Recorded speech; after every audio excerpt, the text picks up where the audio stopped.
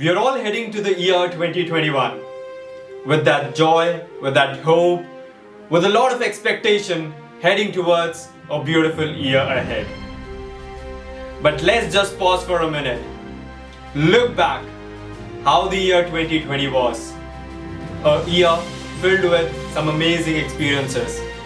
A year filled with a lot of ups and downs. A year filled with a lot of teaching for you and for me. Yes, we all know how the year 2020 went for us. At this point of time, one of the most adverse, or I would say impactful, was on education. But down there, we have some beautiful souls who changed the face of education. Each and every one of you who deal with the element education has changed the face of education. And that is what is the actual celebration of 2020. That is each and every one of you. Yes, all the teachers, all the professors, each and every one who has taken education to a new height altogether. Ladies and gentlemen, I welcome you all to Global Teaching Excellence Award 2020, organized by Craft Production. This is a platform, the very last event of this year that we are rejoicing and celebrating. That is celebrating each and every one of you through the Global Teaching Excellence Awards 2020. Once again, on behalf of Craft Production, this is Tony Thomas welcoming you all. Let's have a huge round of applause for each and every one of you.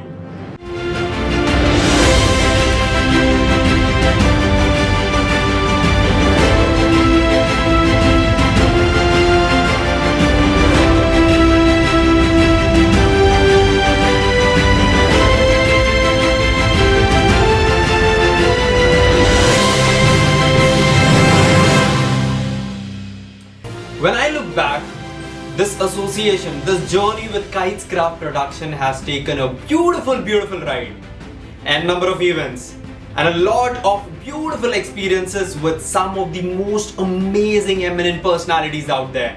Yes, we have stretched our wings, we have taken a great flight, and with your support, with your commitment, we as one family have come a long way, and we have miles to go for the coming years.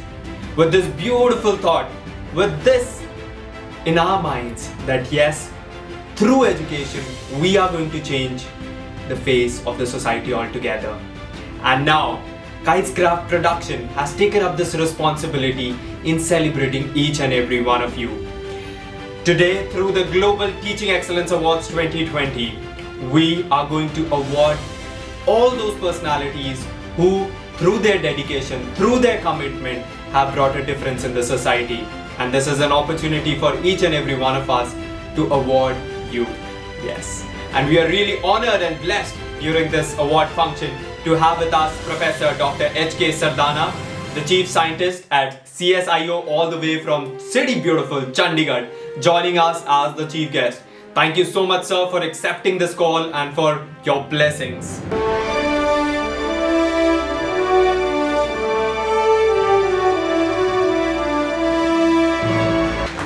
Tony, for giving me this opportunity to interact with teachers. Congratulations, good evening, welcome, my heartiest gratitude and greetings to the teachers, and best wishes to those who got awards of the day from this International Education Awards 2020. It's a great event.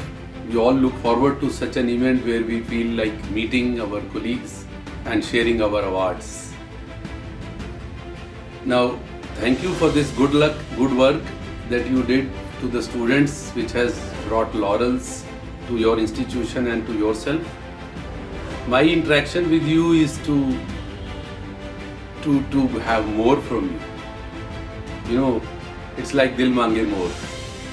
So we want more from you, and this provocation from me is to expect, great So it's like a journey from good to great. How to be great, teachers and students and even institutions and institution builders. So my few minutes of interaction with you are to move towards excellence. Excellence in institutions, and also have some creativity, some innovation in the way we learn, the way we impart education.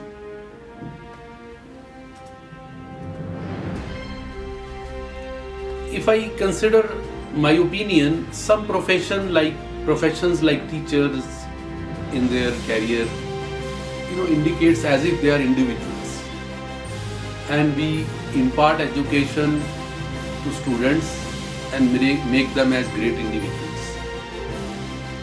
So this discussion, this message is also to think slightly different, to see that though we are all unique, as students of course, more unique, and on the other hand we have coursework, teaching, where we consider the whole lot of students as one class, where we all assume that they need to conform to the coursework. So conformity has been one keyword in our education, and surprisingly and unfortunately that hasn't done well when it comes to performance. The industry, the education, seekers and those who are employers want something different. They want performance, and each one performing differently. So as teachers, when you relate to institution, probably you need to inculcate that professional touch even in education. So on one hand we have individual faculty, that has been the traditional model, and they relate to institution considering their coursework as their private affair. Now this message is to loosen that, or rather diverse on that thinking. Just the thinking would go different if I bring the issues. One issue is of course the employability. The other issue is even entrepreneurship, creating employment. These are not the issues that you have been talking about. I know you have been talking about the coursework, the teaching load, the other evaluation, the examination, and even practical lab work, etc. And some of you in others, commerce and other fields, may have other field work. So those are the additional things that we all understand teachers have to undertake. Now my experience has been in a research institution where we work with science, research and development, solving societal problems. Now looking at the students we receive, and you will see industry also saying that though the students are gaining lot of marks and large number of students are turning up for education, their employability figures are low. So gone are the days when the scores were not 60-70% when we were in schools. Today we have students with 98%, 99% or even 100%. The employability figures are not that high. So where is the catch? So these are also the issues that provoke us to have this introspection on these occasions when we meet together. So faculty-centric perspective, if I share with you, now I'm putting you at the center. Whether you consider yourself individual, I would say don't consider, you are not alone. You are with students. Not only students as responsibility, but students as resource as well, as unique, as creative elements. The other hand, we have management. I understand there are people from management of educational institutions. There are heads, directors, and other leaders in education. And part of that defines as top management, who are actively considering the name and fame of their institution. And don't forget, there is another aspect of society. We are not only students, their parents, and other people in the society who are looking forward to you for your outcomes. And who knows, some of them are employers as well. Okay. Now, I know you are doing good work. You have been awarded for your good work. However, there is always something what we call good to great. So, I would consider management and leaders of the institutions to consider this first and then propagate this message as a message from top management. To really first think whether we are creating students who say I am the best, or what we say in research, I am not yet the best. So I am on the journey of becoming great, and someday in some capacity maybe best in some context, but not I am the best as an attitude, because that stops the growing attitude, the growth of a student. And in fact, some of the issues that emotional health wise students and parents are facing, because they don't understand, even their parents don't understand at times as to what stops them from education to employability. So if I discuss this few things, what I have gathered, moving from attitude or exhibiting attitude, right, to have support of their evidence, support of their work, how their work is supported by others, perceived by others, from ideas, right, to innovation, to solving problems, from knowledge, consuming knowledge, as I call it, that this education as a sector is consuming knowledge, to also generating knowledge, like we do in research. And many schools and educational institutions are also joining us in many programs. So also be part of knowledge generation. Positive feedback is what we say is pampering the students. Fine, at some stage we need to give them positive feedback. However, in industry and in career, those who will agree with me, the negative feedback grows the person, makes the person more and more robust and more challenge taking, risk taking.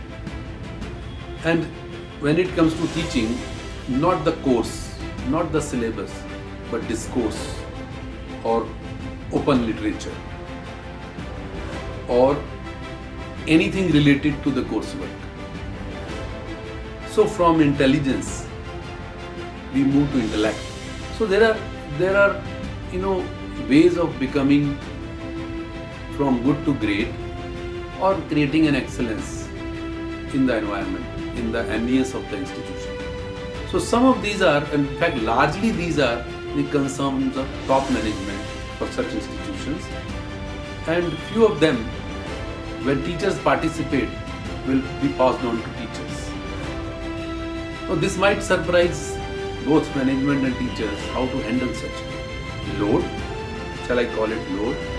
Or is it what will relieve the load, the mental load? Yes, it would require more time, but it won't require time in a stretch, at a stretch. But we all have 24/7. If we are engaged in the work that we enjoy, then there are no issues. Believe me and be with me for a few more moments. Let me add more provocation. You know, in the industry, particularly I have heard Vishal Sikka, who was in Infosys, he once said, Indians don't speak up, they just follow the orders. So are we creating students who are like robots, who will solve the problems as the best individuals, but never create problems or original problems, or never identify the original problems, even if they pertain to their society? So what kind of individuals are we producing through education? So this is a strong feedback from industry, who analyzed the reasons for unemployment or unemployability of the students. So therefore, we need to bridge this gap. Earlier, whichever way, it's between or among us, how we solve it. Now, if I take the scientific approach, even if those who are not from science will follow this, the scientific approach simply means growing with knowledge. So it is the social sciences or all sciences, not just the physical sciences or chemical sciences, the social sciences also follow the same. Now, if I say education is knowledge only, is it imparting knowledge only? No. It cannot be just one pillar. It has 4 pillars of, or 4 foundations of science, as we say, or growing knowledge, as we say. Knowledge is one hand, skills on the other hand, attitudes on as another element, and science and technology, science and environment, society and environment. So are we considering everything? Now, if we keep this perspective for all the education, be it doesn't matter what discipline it is, then we can consider the scientific approach towards excellence in institutions. Now, if I talk about attitudes, which is more commonly visible in students who are, at the verge of, moving from school to college, at that adolescent age. So, do they appreciate the coursework that they are doing? Check about it. Because I remember even from our age, we used to say a particular teacher has made me interested in a particular course. So, we used to give credit to our teachers. So, now the reverse of that is, do we find that appreciation of students in their coursework?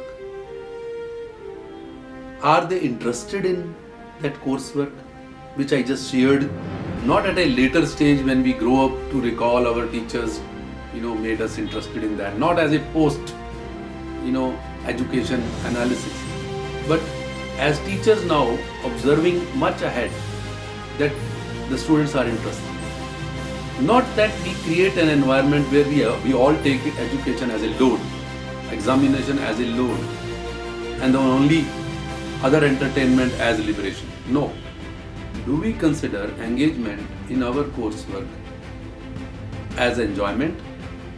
Both ways, both teachers and students, and also finding, if teachers have it, then the students reflecting that interest in their coursework. Do we inculcate the inquiry, the scientific inquiry? Scientific inquiry simply means the knowledge that they have is seeking for the knowledge that they don't have, that they are asking questions. So are we creating that environment of questions in the class, in the interaction, formal or informal, public or private, doesn't matter. But do we have that freedom in the environment, in the ambience of institutions, that they can raise questions?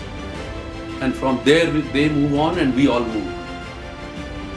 Do we inculcate collaboration, that they work together? The point that I started with. that let us not consider that each individual is just conforming to the coursework and then scoring individually, and then we create competition.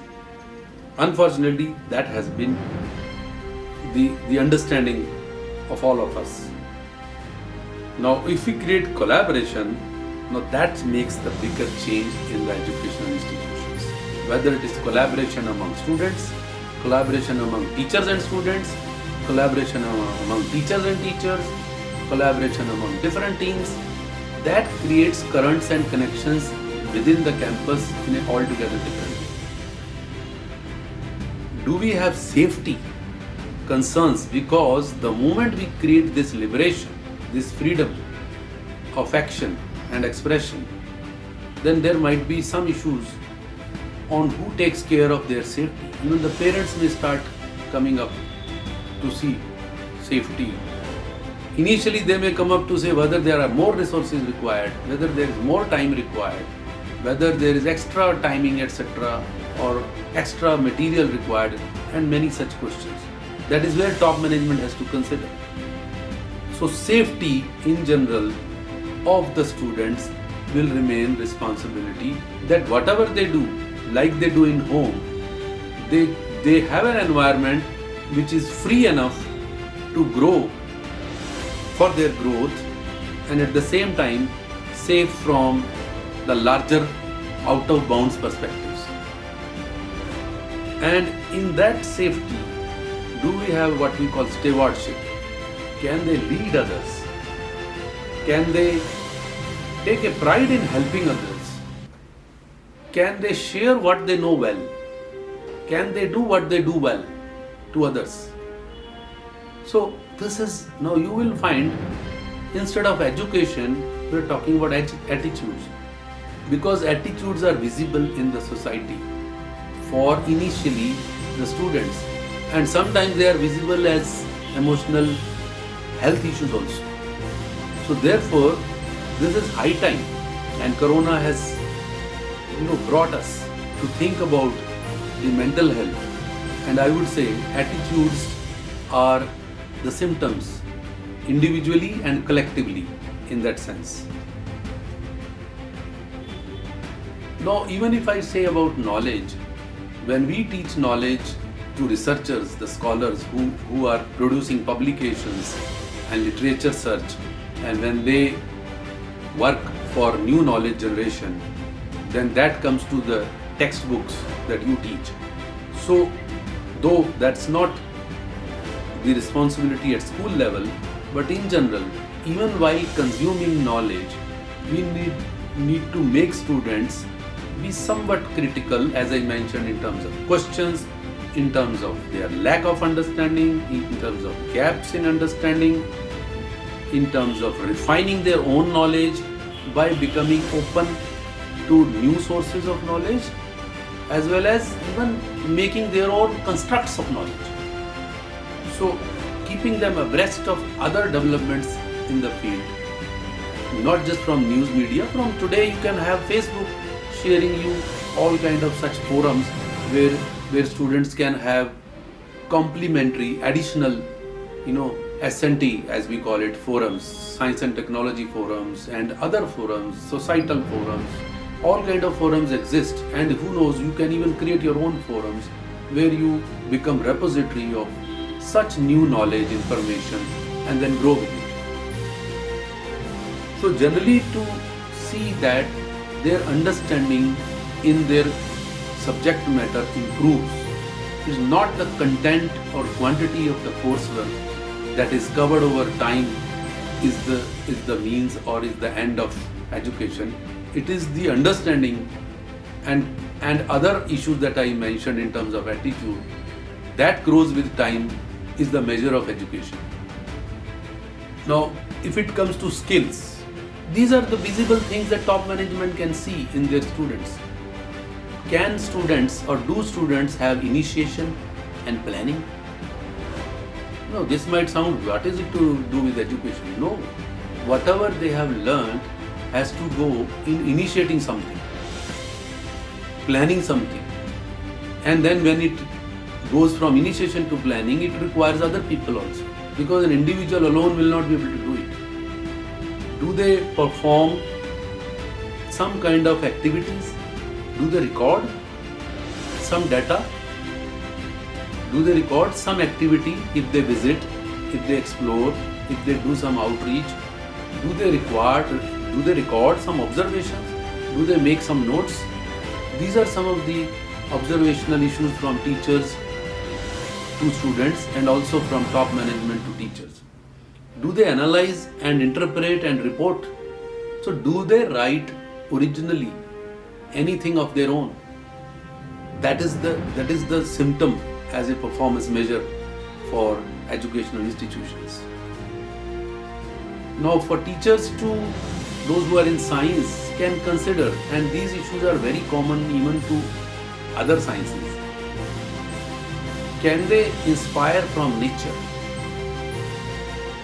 Particularly, I would say this is more true for sciences that we impart knowledge with. However, it should be applicable even to others, social sciences as well. When it comes to energy, environment, right? These are the two factors for all education. This education is not just E for education, I would say E for energy and environment, which is common to the whole. So the ultimate environment in which the students work is not employability and entrepreneurship, it is energy and environment. So all sciences together will work in that energy and environment, whether it's individual energy or energy of the products and processes that they work in. And do they utilize the resources which are man-made, whether, for example, electricity, water, air, other pollution issues? Do they respect the natural resources on one hand and also control the use of man-made resources, or they follow abundance or richness of their parents coming as attitude that they will consume as much as they can? So do they have that balance? Are they inspired by the nature, stars, sun, earth, sky? Do they have that infinity from nature as inspiration? That these are some of the queries and provocation to the teachers. Now, more can be discussed about linkages. Do we create respect for other disciplines within the school and other educational institute where different disciplines are taught together? Are they commons? Do we have any common platforms where different disciplines sit together and consider the linkages? And then who says collaborations?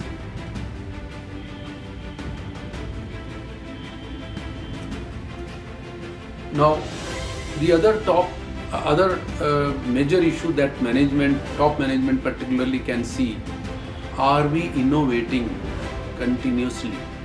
Are we different from last year, or are we even not able to repeat the last year?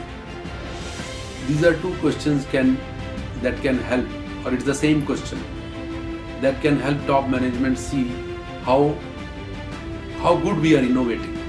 So have we tried new ways of doing things, or are we following some traditions? This is one query that again leaders can consider. Are we just following the safe, the conservative, the best known methods, or are we also innovating, taking plunge? So in the environment, if it occurs, the message follows to the students level. So are we innovating, doing differently, or following the run-of-the-mill approach, the traditional approach?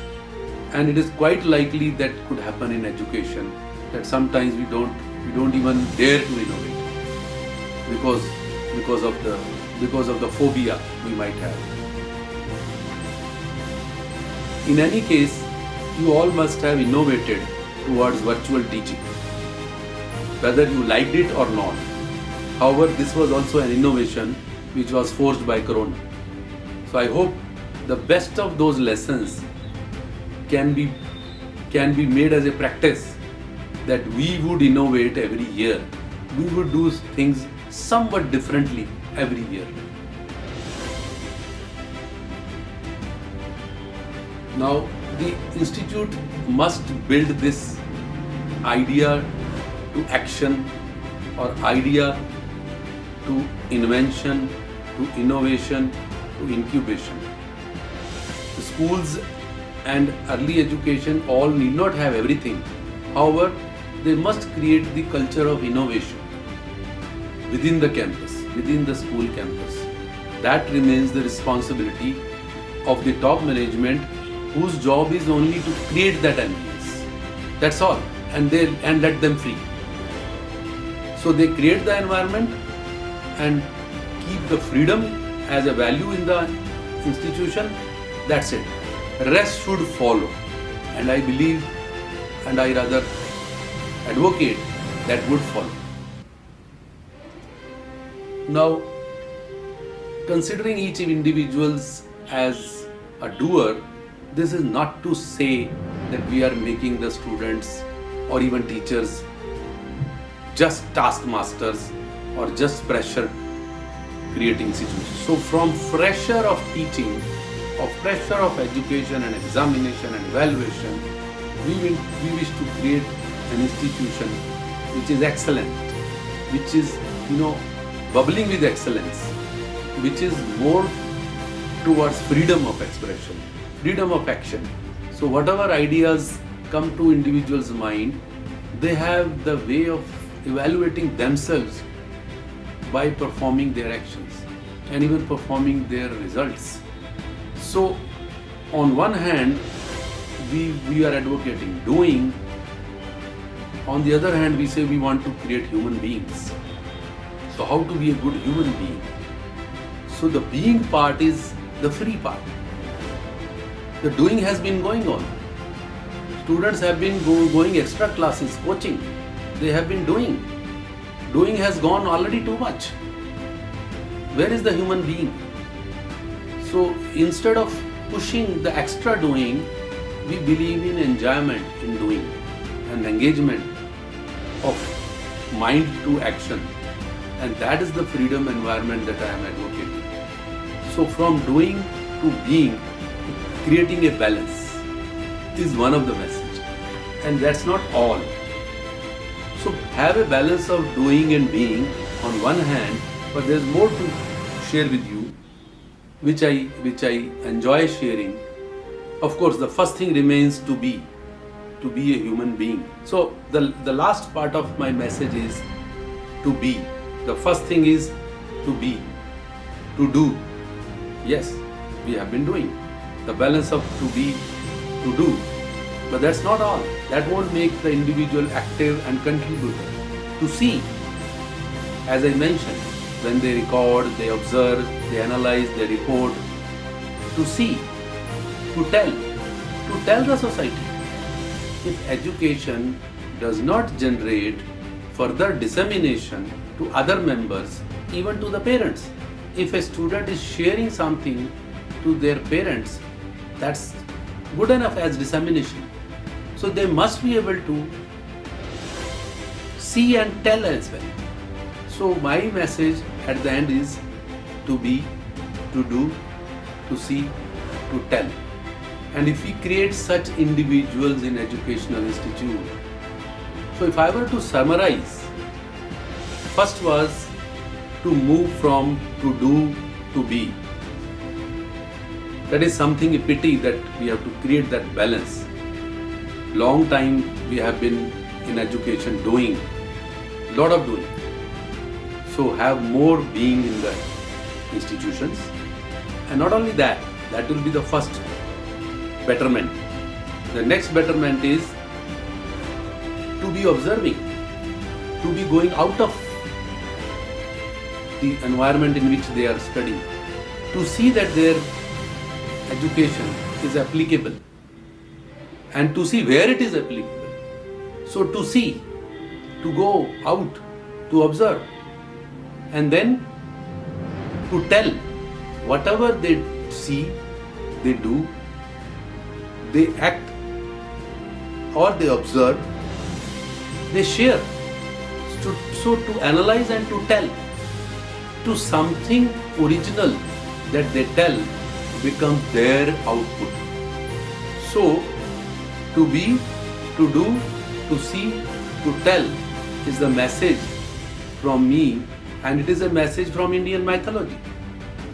The best of what I learned from my education is what I have shared just with you. I hope this goes a long way to all the teachers, to all the management leaders, to the institution builders, and all the people who are listening, that we look forward to creating such institutions which create individuals with all such values. Thank you, and I congratulate you once again for the awards that you have received. Good luck.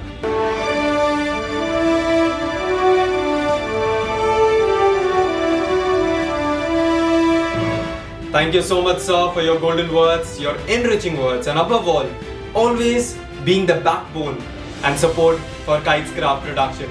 We are really honored and blessed to have you with us today. What best than getting motivated, right? Isn't it? Well, this session that is going to come up is really gonna be a cherry on the cake, because the one I'm going to invite is the greatest and amazing motivational speaker, Dr. Dilbag Singh, motivational speaker and director chairman at Brain Power Service Private Limited. Sit back and enjoy this amazing motivating session.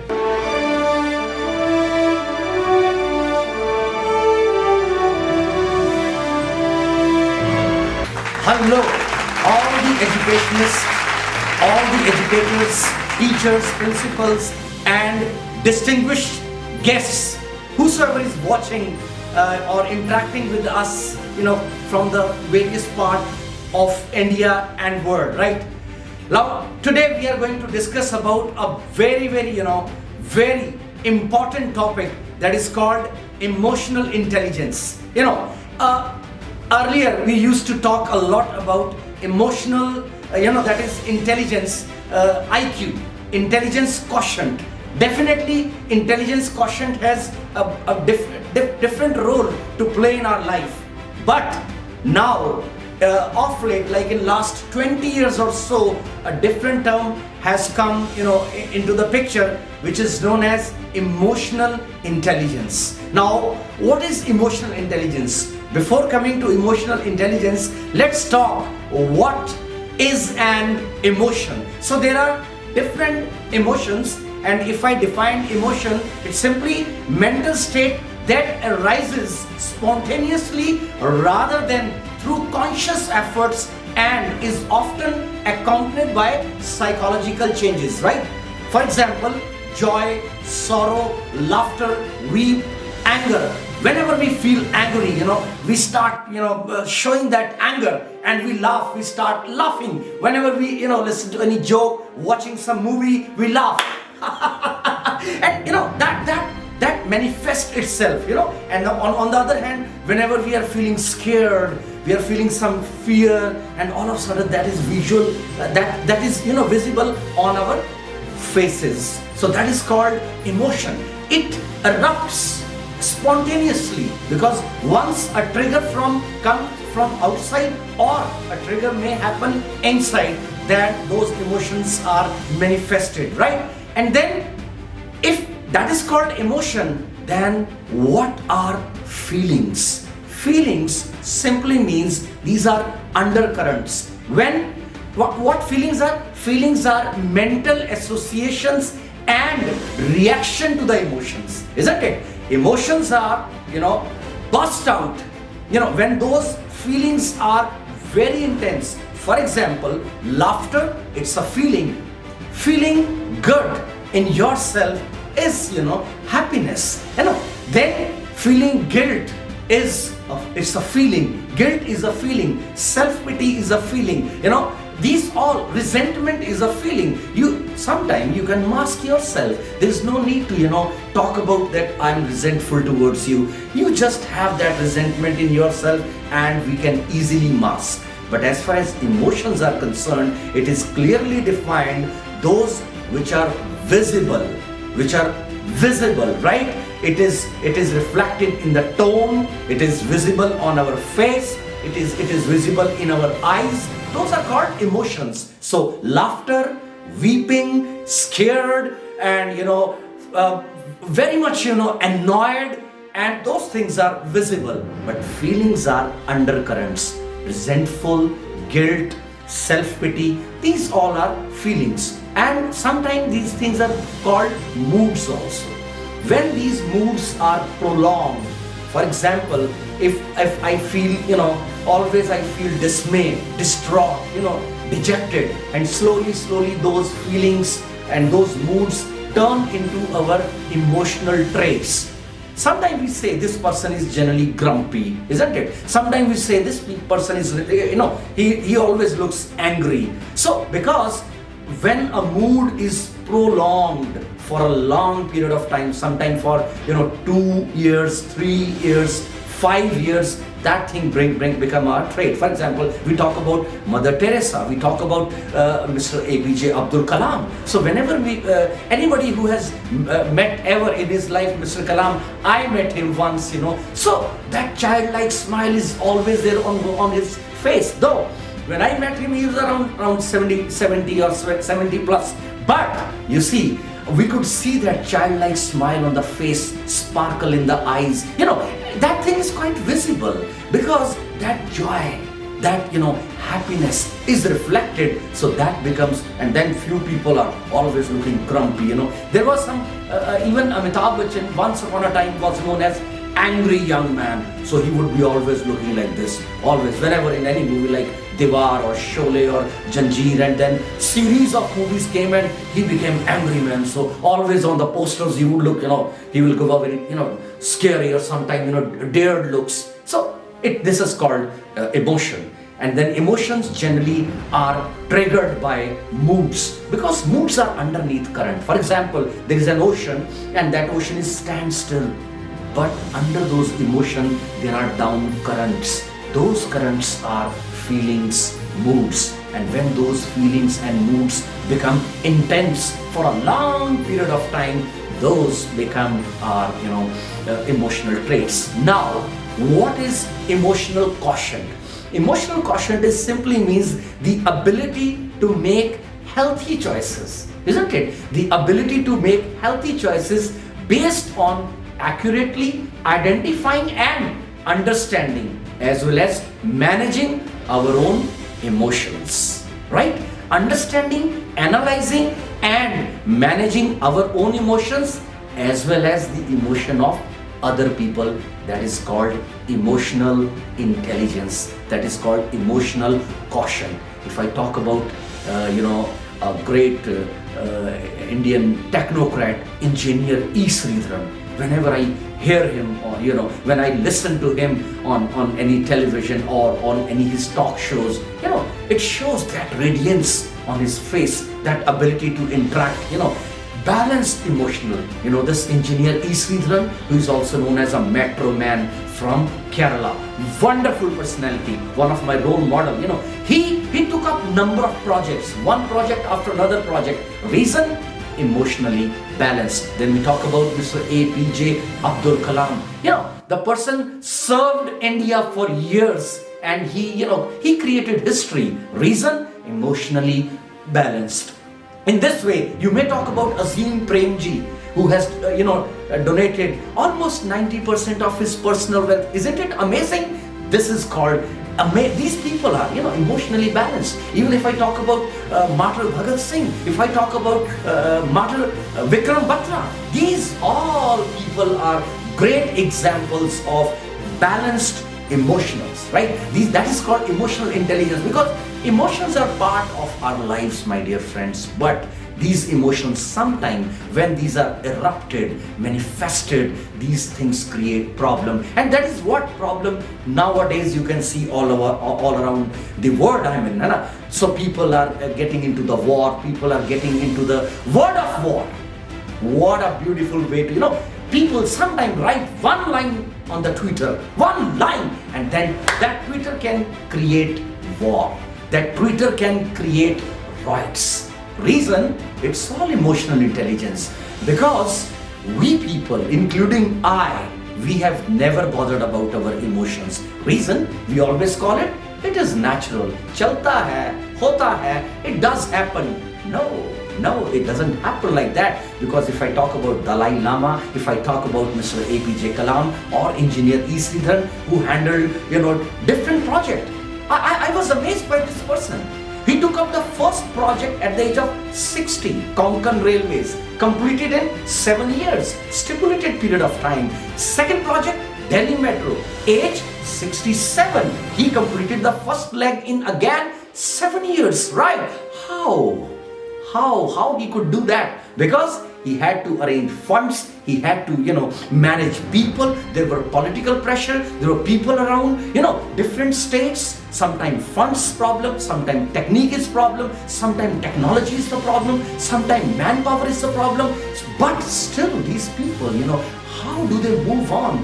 So my dear worthy teachers, my dear worthy principals, educators, you are the people who are going to lead this world. Because what I personally believe, character of a nation is always built in the classroom, isn't it? Said by Sarvapalli Radhakrishnan. And these are the true words. Still, these words were uttered years back, more than 50 years. But those words are still relevant simply because, of course, once when a child goes to the school, he understands how to learn those all A, B, C, D of his academics. But now in 21st century, not only IQ, EQ is equally important. This we could find, in the last 20 years, if we see number of suicides taking place, I'm a wealthy man. I'm having everything at my disposal. I'm having crores of rupees, big cars, success, everything. All of a sudden, you say the person was going, he stopped at the bridge, he jumped into the river, committed suicide. I mean, big actors, big people, big businessmen. Why? Despite of having everything in my life, why I'm, all of a sudden a man is, bound to commit suicide? What is the reason?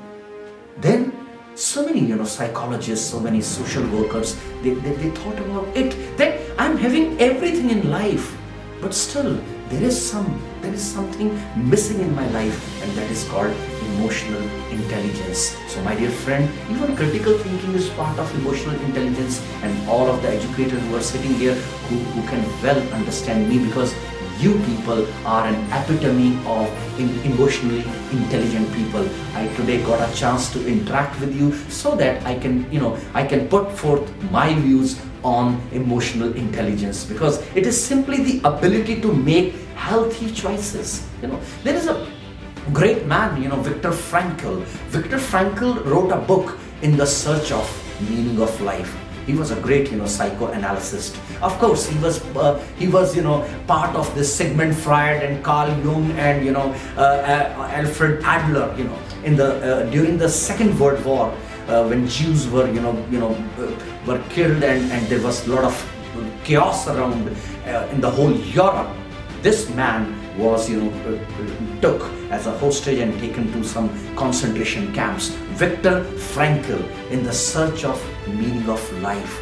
Wonderful book. He gave logotherapy also. What he told that during those periods of living in concentration camp was more than difficult. It was hellish experiences for every one of them. Though this man, Mr. Viktor Frankl, was a psychoanalyst, he was a qualified doctor, but he worked on the roads.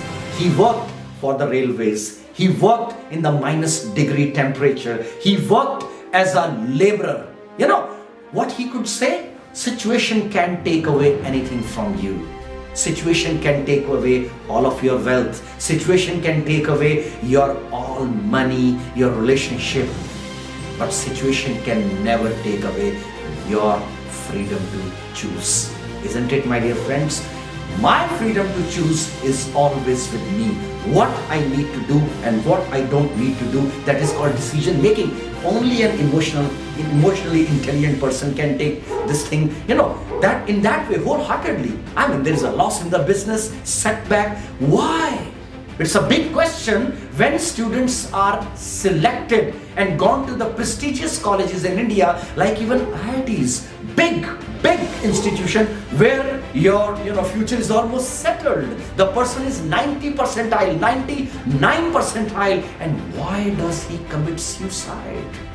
A person making crores of rupees, and all of a sudden, why does he commit suicide?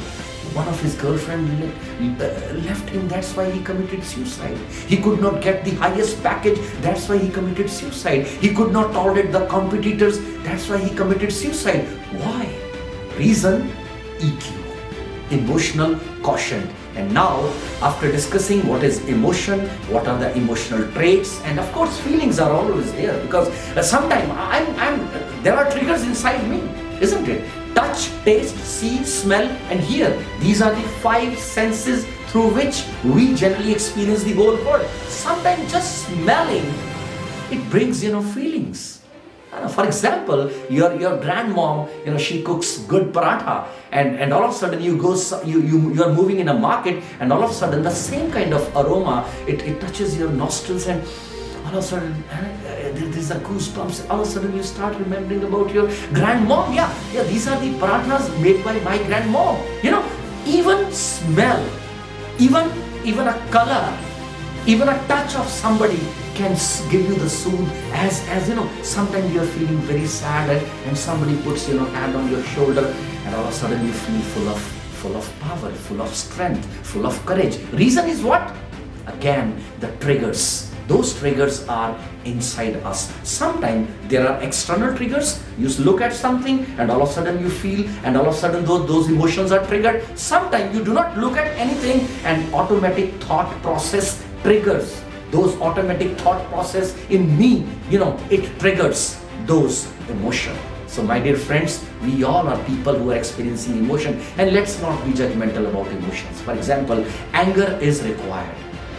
Fear is required, isn't it? If there are 2 snakes, and I'm moving into the jungle, I need to wear those high boots. Don't I need it? Yeah. Reason? I'm scared. Well, of course, if I'm moving on the road and a lorry is coming from front, I need to be very watchful because I'm scared. I'm fear of death. So that's why fear is useful for us. Anger is useful for us.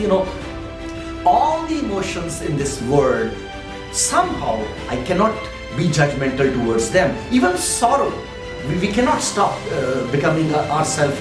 But yes, how do I handle? How do I accurately identify, understanding, and managing those emotions? So Daniel Goleman, specifically Daniel Goleman, though there are a number of other people who work on this particular subject, but Daniel Goleman is known for it, right? And then of course a number of other psychiatrists and psychologists worked, but here specifically I'm referring Daniel Goleman. He has written wonderful 2 to 3 books. 2 I have gone through. One is emotional intelligence, another is emotional intelligence at workplace. So what he talks about, that self-awareness, self-awareness is very important, don't you think? Because if I need to be emotionally intelligent, I need to be aware. That awareness has to come from me. For example, we can just imagine it's night, it's pitch dark outside, and it's 9 o'clock, it's a wintry night, and all over there's fog and dark pitch, and there's a lamp post, and that lamp post is spreading light. Beautiful. And that just like you are watching some T20 or those IPL matches, same like this, but the light is spreaded around you, you can say 20 square feet, and Dilbag is searching something, something he's searching in that ground, and one of his friend comes to him and asks him, Dilbag, what you are searching? He says, nothing, I have lost my keys. And he again starts searching, and his friend says, okay, I'll help you in searching those keys, and he also start helping, and one more comes, and 5-7 neighbors, they all come together and start searching those, and one of them asks them, Dilbag, where have you lost it? This is almost 20 square feet area and everything is visible quite clearly. Where have you lost? Because even a single blade of the grass is visible. It is so focused light. Where have you lost? It is the area which we have almost covered. I said, actually, I have lost it inside my room, and there's electricity failure. They said, come on man, you look so intelligent, isn't it? You lost your keys inside your room and you're searching it outside. I said, because there is a lot of light outside and there is an electricity failure in my room. One of them said, come on. And he asked for matchbox. One of the fellow member goes, he runs to the home and comes back with the matchbox, and those all friends come along with me. They go inside the room and it's pitch dark because due to the electricity failure. And one of the friend, he take out one of the matchstick and just with one matchstick can give enough light to see. Okay, here is your key. And he picks up the keys and he hands over to me. And he asks about any candle inside. I say, yeah, there is a candle. I again go to the kitchen and there is a candle, and he lights one more matchstick and that candle is lighted. And before leaving my home, one of my friend advises me, Dilbag, if you have lost something inside, you need not to search it outside, isn't it? But I said, I went outside because there was a lot of light. He says, if one matchstick can light the whole room, but you think that matchstick can be used? So my dear friend, awareness, when I talk about self-awareness, it's like a matchstick. Because once we are aware about ourselves. For example, if I'm aware about my feelings, if I'm aware about my triggers, if I'm aware about my various kind of internal and external, those your whatever fears I'm having, whatever inhibitions I'm having, Aristotle told it very clearly. Once you are aware about the things, more than 50 to 60% problem is solved. If somebody smokes, if he knows, if he is fully aware that I do smoke and what this smoking gives me and how it harms me, and he becomes fully aware, he will leave it. We will not leave the cigarettes because we are not aware. And aware, it is not the conscious.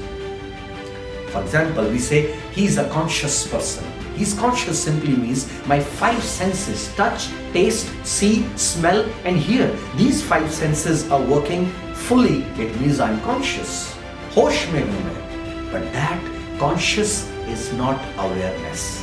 Awareness simply means jagrukta. In Hindi, it is known as jagrukta.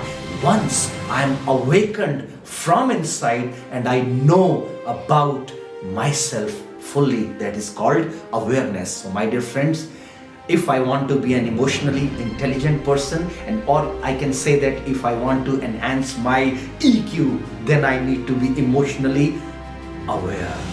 I need to be aware about myself. Second point comes here, self-regulation. Because whenever there is a trigger, there will be definitely, if there is a stimulus, there will be always a reaction. Sure, and all of you all are teachers, principals, chairmen and educators, and working for years and years, and I think many of you might have spent decades of teaching, and this example of Pavlov, those dogs lined up, chained in the cage, and then food is served, and that food brings that aroma, that smelling, and that smelling gives, the dog starts salivating. For example, this Dr. Pavlov did this, this is in B.Ed books, it's a very common example of psychology. Those dogs are lying, in a room, and there is one door, and that door, is open and food is served. Those all dogs are chained and they start salivating. So day one, and those are 10 dogs. They are sitting, they are chained and they are caged and they are sitting, and food is served. And once the food is served, all dogs starting salivating. It's a natural trigger. Natural trigger means smell is a natural trigger, and salivation. That saliva starts, coming, drooling out of the mouth of the dogs, and that same happens, So food is served. Day 1, food is served, dogs start salivating. Day 2, food is served, dogs salivating. Day 3, food is served, dogs salivating. Day 4, food is served, dog salivating. In this process, 10 days, 15 days, odd timings, different timings, food served and dog salivating. It can be smell, it can be sight, anything, but that is a natural stimulus, and dogs are salivating. What Pavlov did, he associated one bell along with the serving of the food. So what he did, day 10th day, he rang bell. He served food, dog salivating. Day 12th, he rang bell, he served food. Day 13, he rang bell, he served food, dog salivating. Day 15th, he rang bell, he served food, dog salivating. Day 20th, he rang bell, he served food, dog salivating. Continuously, he did it for 25 days. He rang bell, he served food, dog salivating. On 26th day, he rang bell, he did not serve food, and dog salivating. Isn't it amazing? Serving food, smelling, salivating, natural stimulus, natural response or reaction. But bell, ringing bell associated with smell has worked in the brain neurocircuits of those dogs, and they associated that ringing of bell with serving of the food.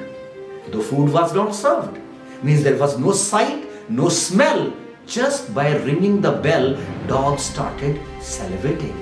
Same, my dear, happens with us.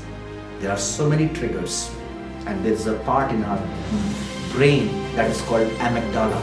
Amygdala is known for actually emotion hypertensions, because whenever any trigger comes, it automatically starts working. But if I'm aware, I can regulate. So first step is awareness, second step is regulation. Isn't it, my dear friend? That regulation is very important. How do I regulate my emotions?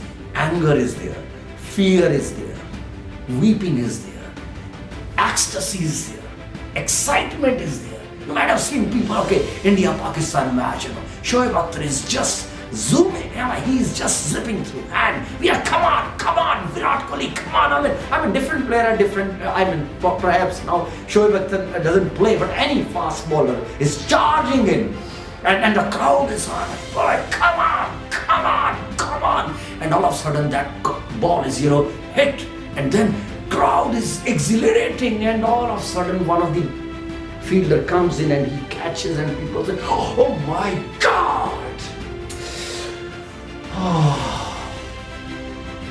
And sometimes people break, television set. They take few shot of vodka. They say, what happened? India lost, that's why I drank. One of them said, okay, India lost, I met with an accident. One of them say, I lost, I broke the chair, I was so angry.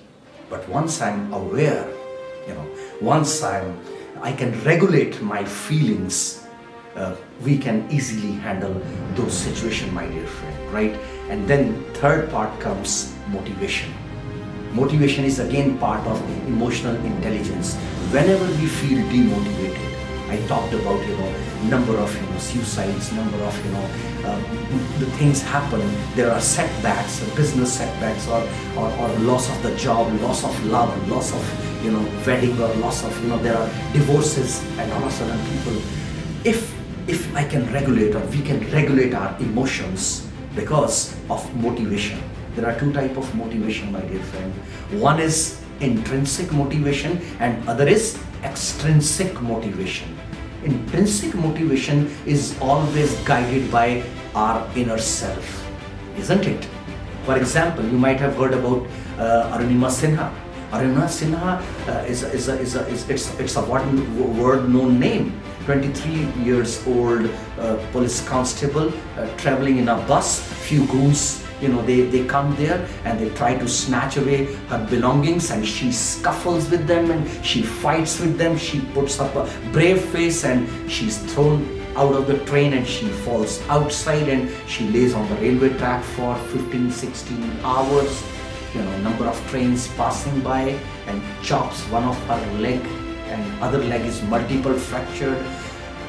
Sent to the ICU, getting up after 48 hours.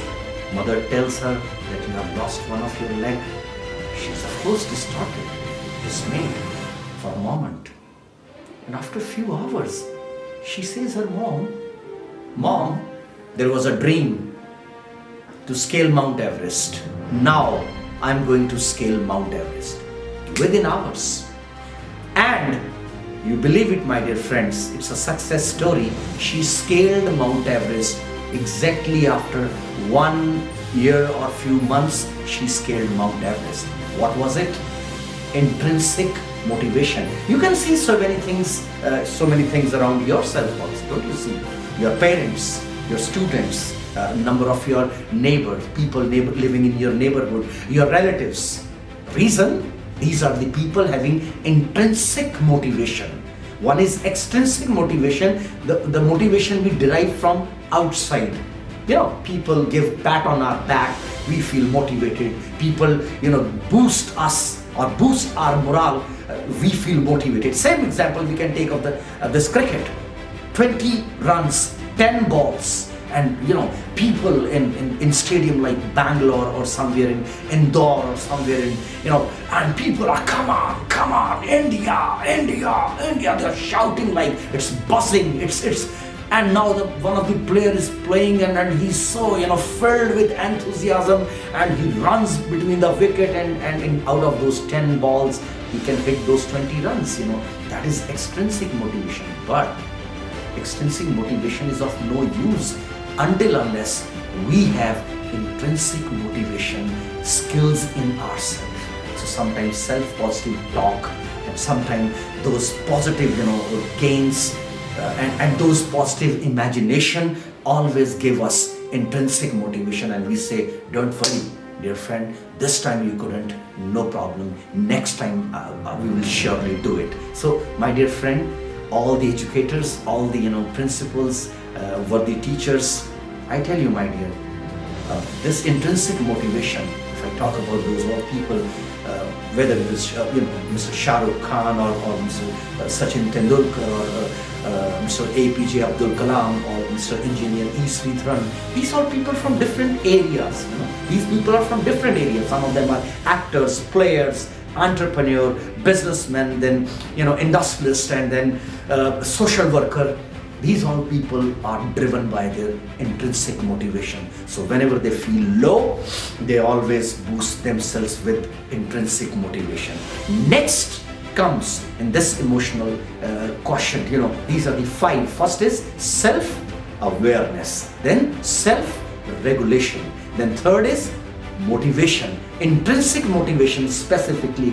Next is basically empathy, isn't it? Empathy is part of emotional intelligence, and who knows empathy better than all the worthy teachers?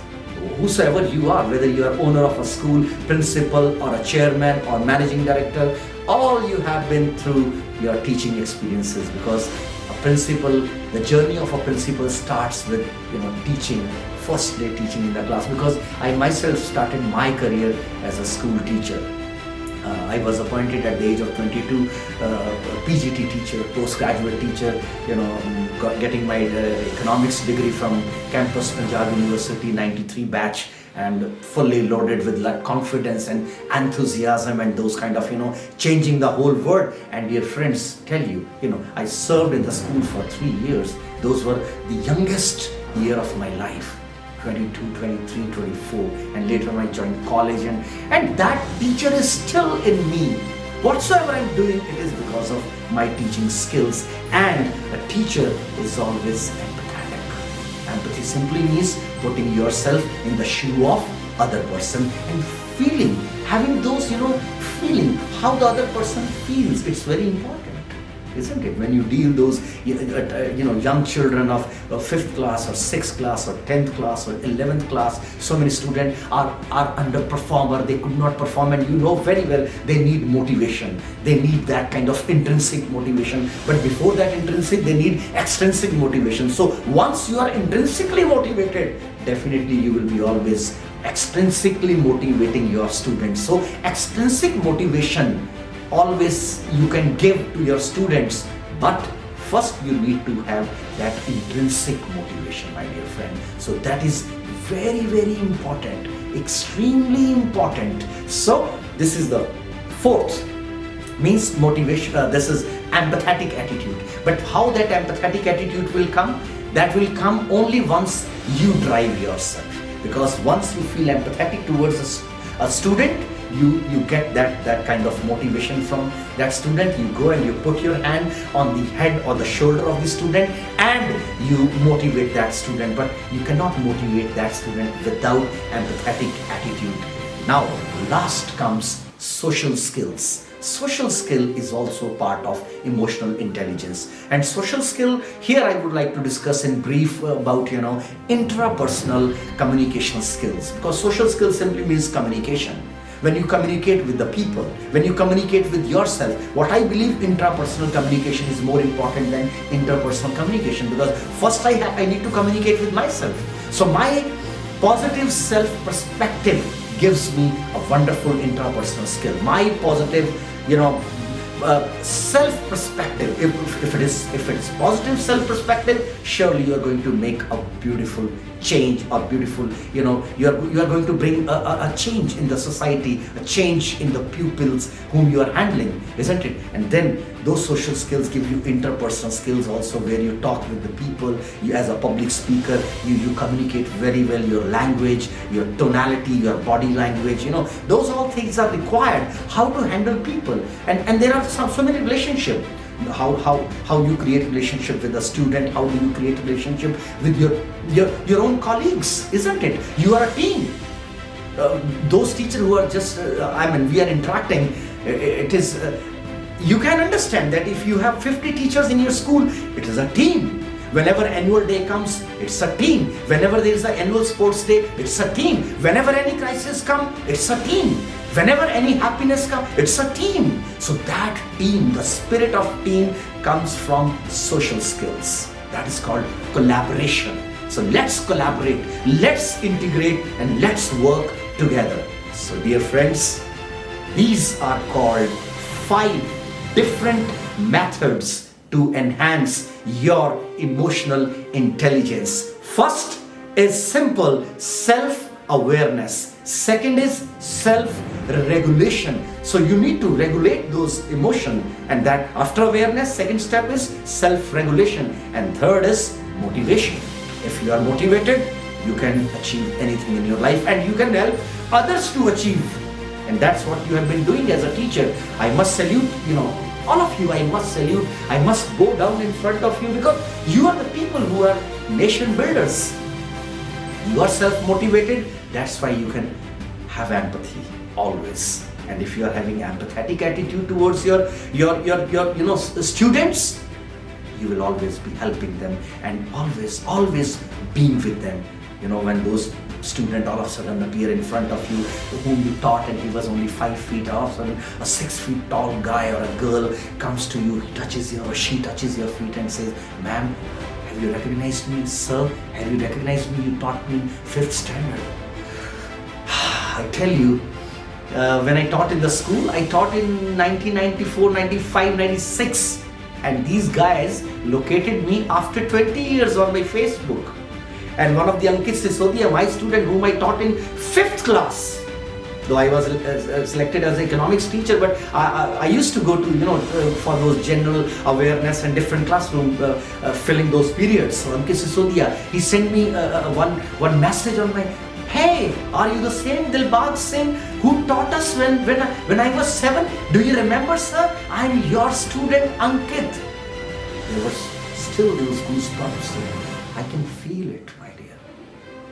That kind of feeling can never be bought. And how many times you might have felt it.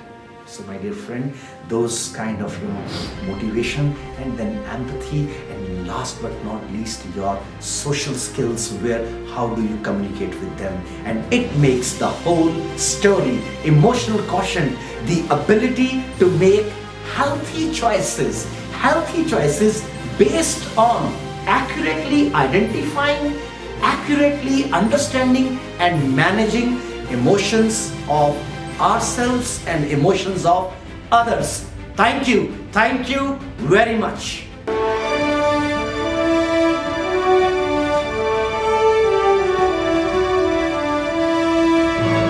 Oh my god, such enriching and motivating this was.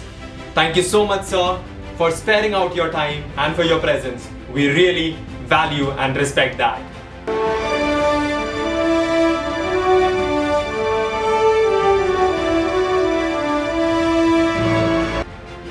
The very element of happiness. When can a person rejoice? When he or she has to be calm. We all need to learn this. There is this beautiful team working at the ground level. Yes, at school, teaching the students what is the very value and essence of happiness. I am talking about the circle of life. To know more about them, we have with us Vama Oswal, the child psychologist at Circle of Life, sharing her beautiful experience, thoughts through this session. Ladies and gentlemen, put your hands together for Vama Oswal.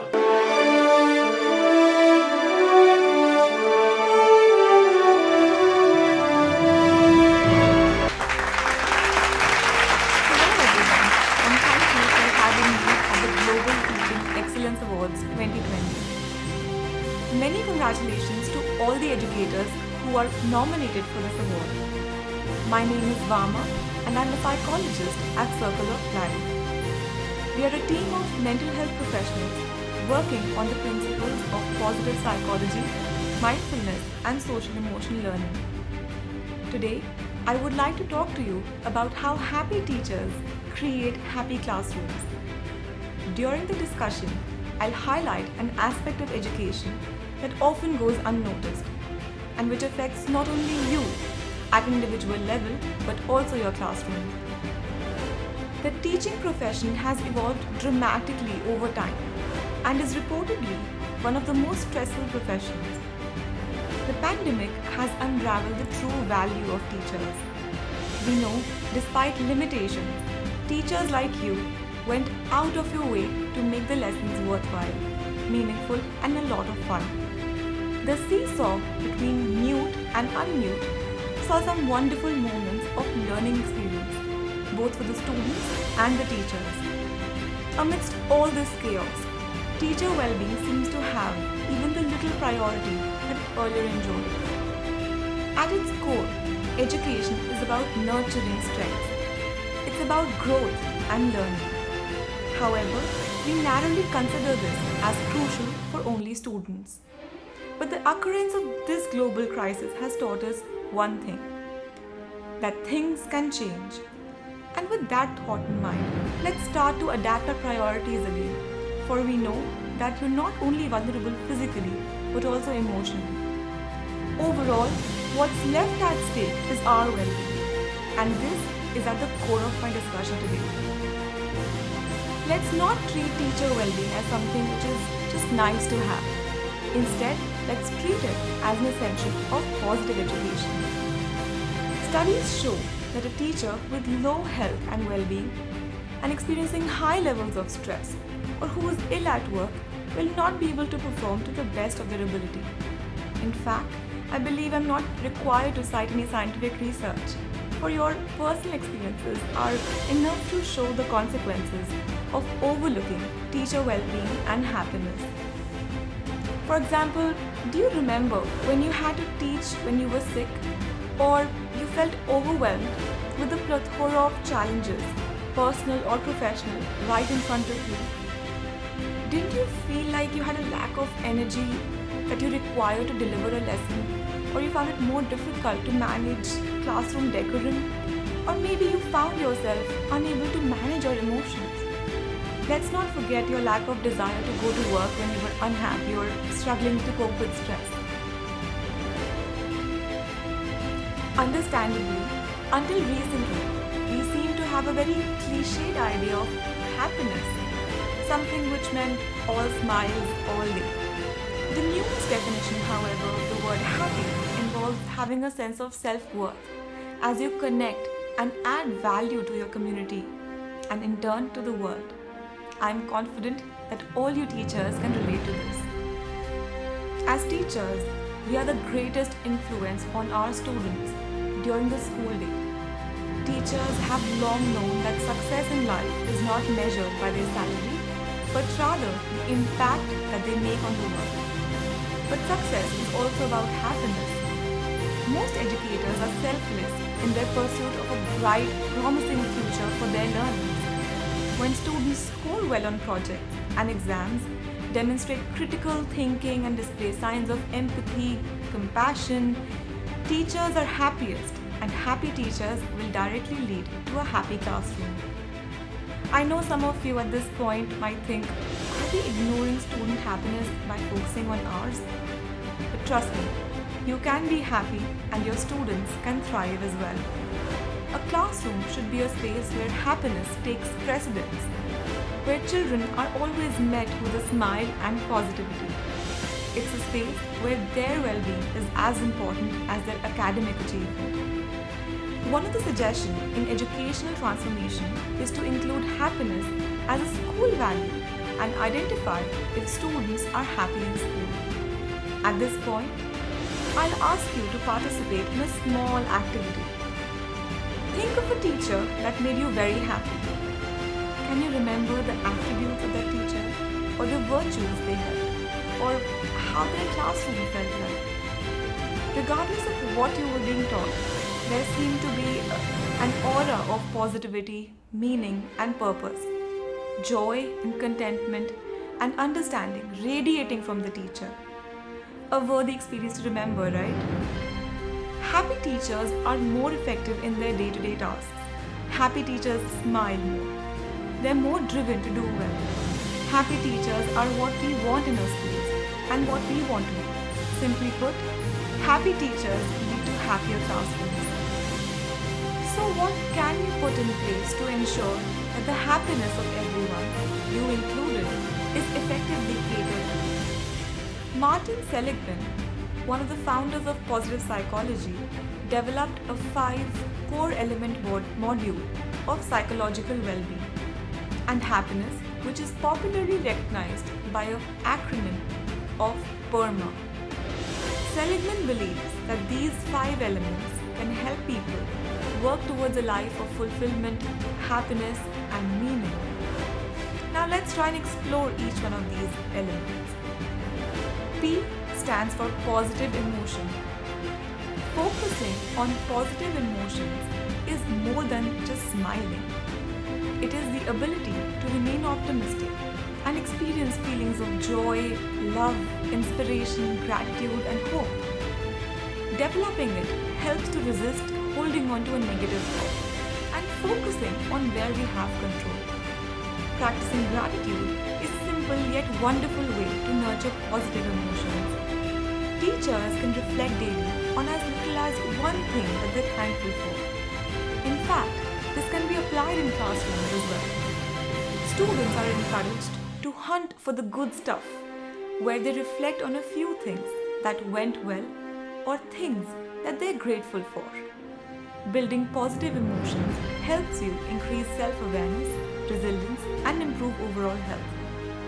Overall, emotional awareness gives a boost to well-being. E stands for engagement.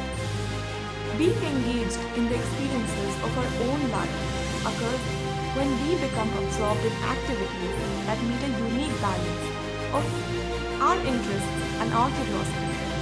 Individually, teachers could try and focus on exploring their strengths and finding ways to incorporate them into their tasks, helping them to foster involvement and concentration on activities. can provide choice in activities and finding out what they're good at.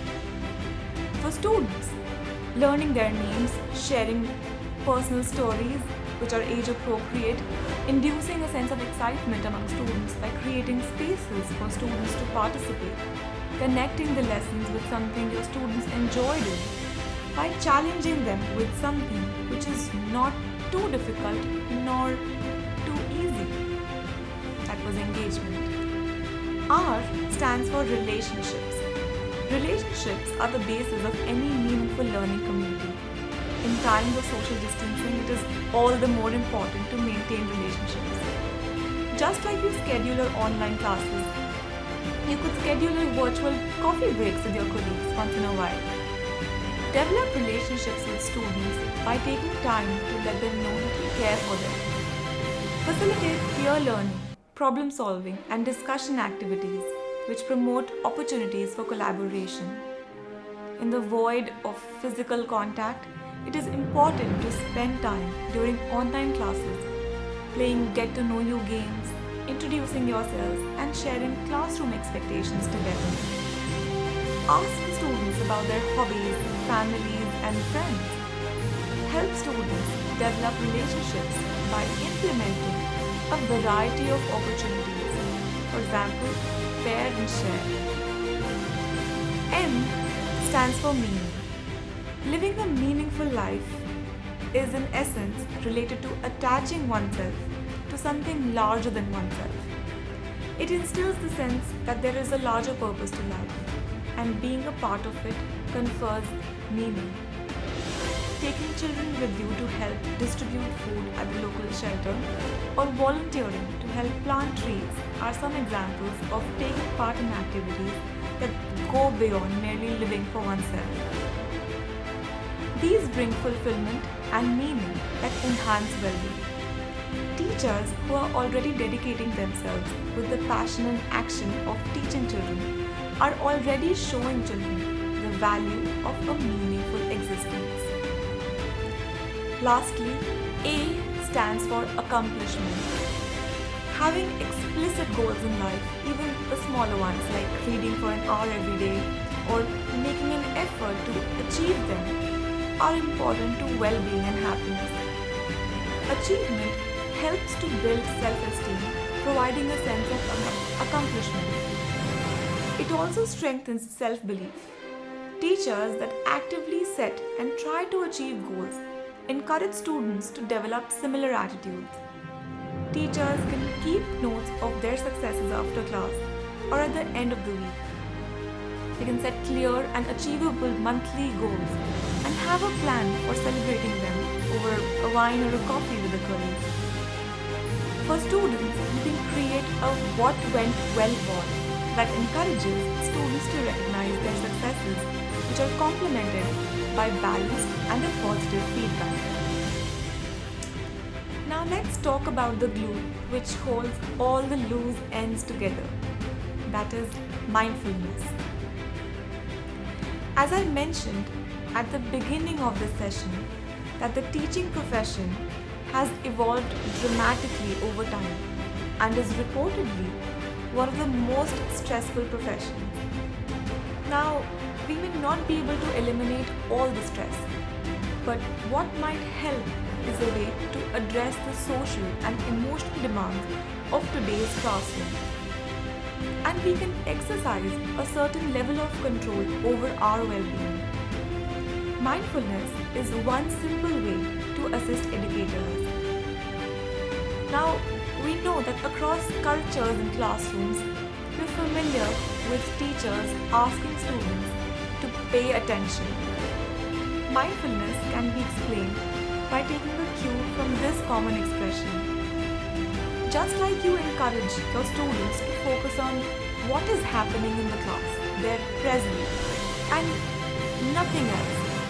Mindfulness is a technique which involves purposefully paying attention to your current experience, such as your thoughts, feelings, bodily sensations, etc., without judgment or criticism. When you often carry on thinking about the past or worrying about the future, it can get very exhausting. this is often detrimental to our ability to grab opportunities and engage fully in our personal and professional life. Mindfulness is an effective way to savor the here and now. It helps you become more aware, centered, and sensitive towards yourself and others. What is even more important is that mindfulness is very conscious about the inevitability of various ups and downs in your life. And by helping you navigate through them, instead of reacting to or ignoring them, it promotes overall calmness and well-being. It is a technique which can be easily incorporated even in tasks of daily living. For example, eating, walking, listening to music, and even at work. A tried and tested way of incorporating mindfulness in classrooms is practicing mindfulness of breath. When we are stressed or anxious, we often take shallow breaths into our chests. By breathing deeply into your belly and noticing the simple rise and fall of your breath, with a simple, curious awareness, you can calm both your body and mind. Positive psychology and mindfulness are at the core of our work here at Circle of Life. We are proud partners with the Delhi government as a part of the happiness curriculum. We believe that positive education is not just for the sake of the students. Our school program, Mind On, intends to nurture well-being and happiness among students through mindfulness. And this also stands true for teachers. Lastly, as much as we want to leave all the students at the end of the day with smiles on their faces, inspired by the lessons we've taught, we all want to feel valued, like we have a choice and connected to one another. Simply, we want to be happy. So let's start with one mindful moment at a time, every day. Once again, thank you so much for having me at this event, and congratulations to all the nominees. Stay safe and take care of yourself and all the people around you. Thank you.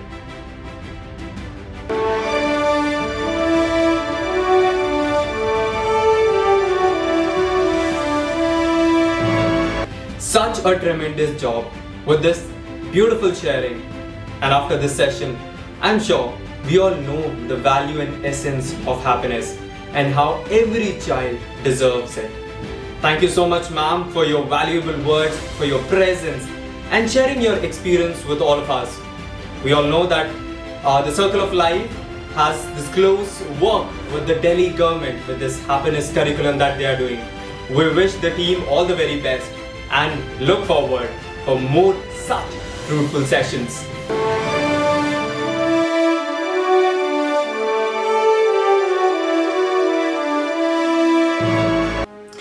For our prestigious Global Teaching Excellence Award, the next session is by the renowned Dr.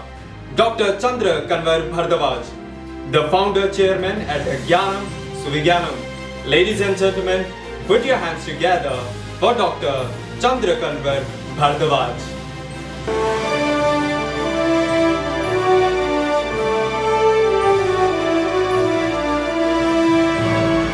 Well, today we've been talking about basically science, religion and philosophy. I would like to say that there are many religions and all the religions are philosophies. And each one of us is connected to certain philosophies like this. But what we have done is that we have developed our own philosophies. We are 7-odd billion people on this earth, and each one of us has got a different philosophy. And how really to bring them together is an area, is a challenge. I think that is what Karat Sahab has taken it here.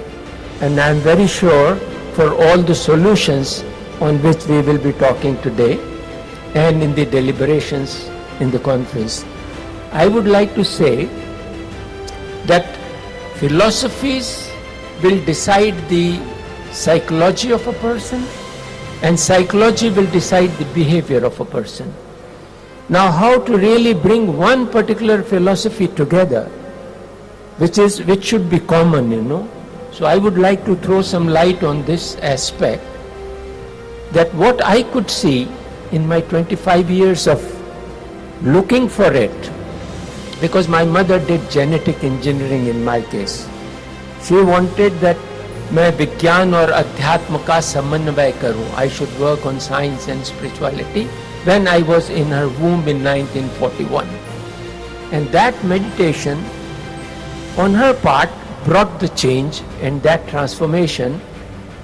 Since I am connected to various academies of sciences all over, including Mashelkar Saab also, I was connected with the Russian academies of sciences all over, visited Russia for about 32 times, and been trying to find out on all these tours, talking to scientists, that what it is, what we are. So what I could find is, I'll try to cut short because I am not showing you my PowerPoint presentation. I would like to tell you that the whole cosmos is an intelligent design, and what we could find there, that there are floating bodies made out of elements known as periodic table, and then there are magnetic and gravitational fields which run the whole cosmos in a predestined manner, with laws of nature and information system embedded in them. And the third basic area is the center from where it all started. Sometimes science talks about center is here or there or within us. That's a separate issue. But it all started from the center and it is expanding. If it is expanding, it means it was very small in the beginning and it is still expanding. So this expanding universe has got those magnetic gravitational fields and nuclear forces, weak and strong interactions, centrifugal, all those forces are running the whole cosmos. I call it as universal mind, which is embedded with laws of nature and information system. And the center is absolute intelligence and a capable force. I would like to connect that through particle and wave theory to each one of us, to each life, So once the whole cosmos is one body and it's a living entity, it is moving, it's a living entity, again I'm saying that word, it is pulsating. As per my scriptures also, it comes up and from Big Bang to black hole, again it may happen. So this is how this pulsating universe is a living thing, and I am part of that. My body is made out of those materials, which are 100 and odd elements.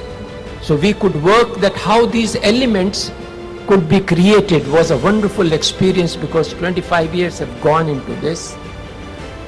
Now my body is made out of that material. In my presentations I have explained that part also, that how the first atom, hydrogen, came up, how Higgs boson is connected with it, how it had the ability to attract, so it attracted two hydrogen atoms, fused them together to create the helium, then hydrogen and helium fused together to create the suns. तो हमारे scriptures में लिखा है, पहला ज्ञान सूर्य को दिया, the first knowledge was given to the sun gods.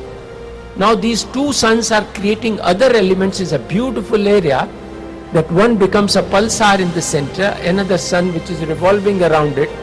It is blasting the sun by millions of degrees of temperature, 700 times per second, and turning that sun into ionized material, which are, I would like to say in my postulate, that these are 100 and odd elements.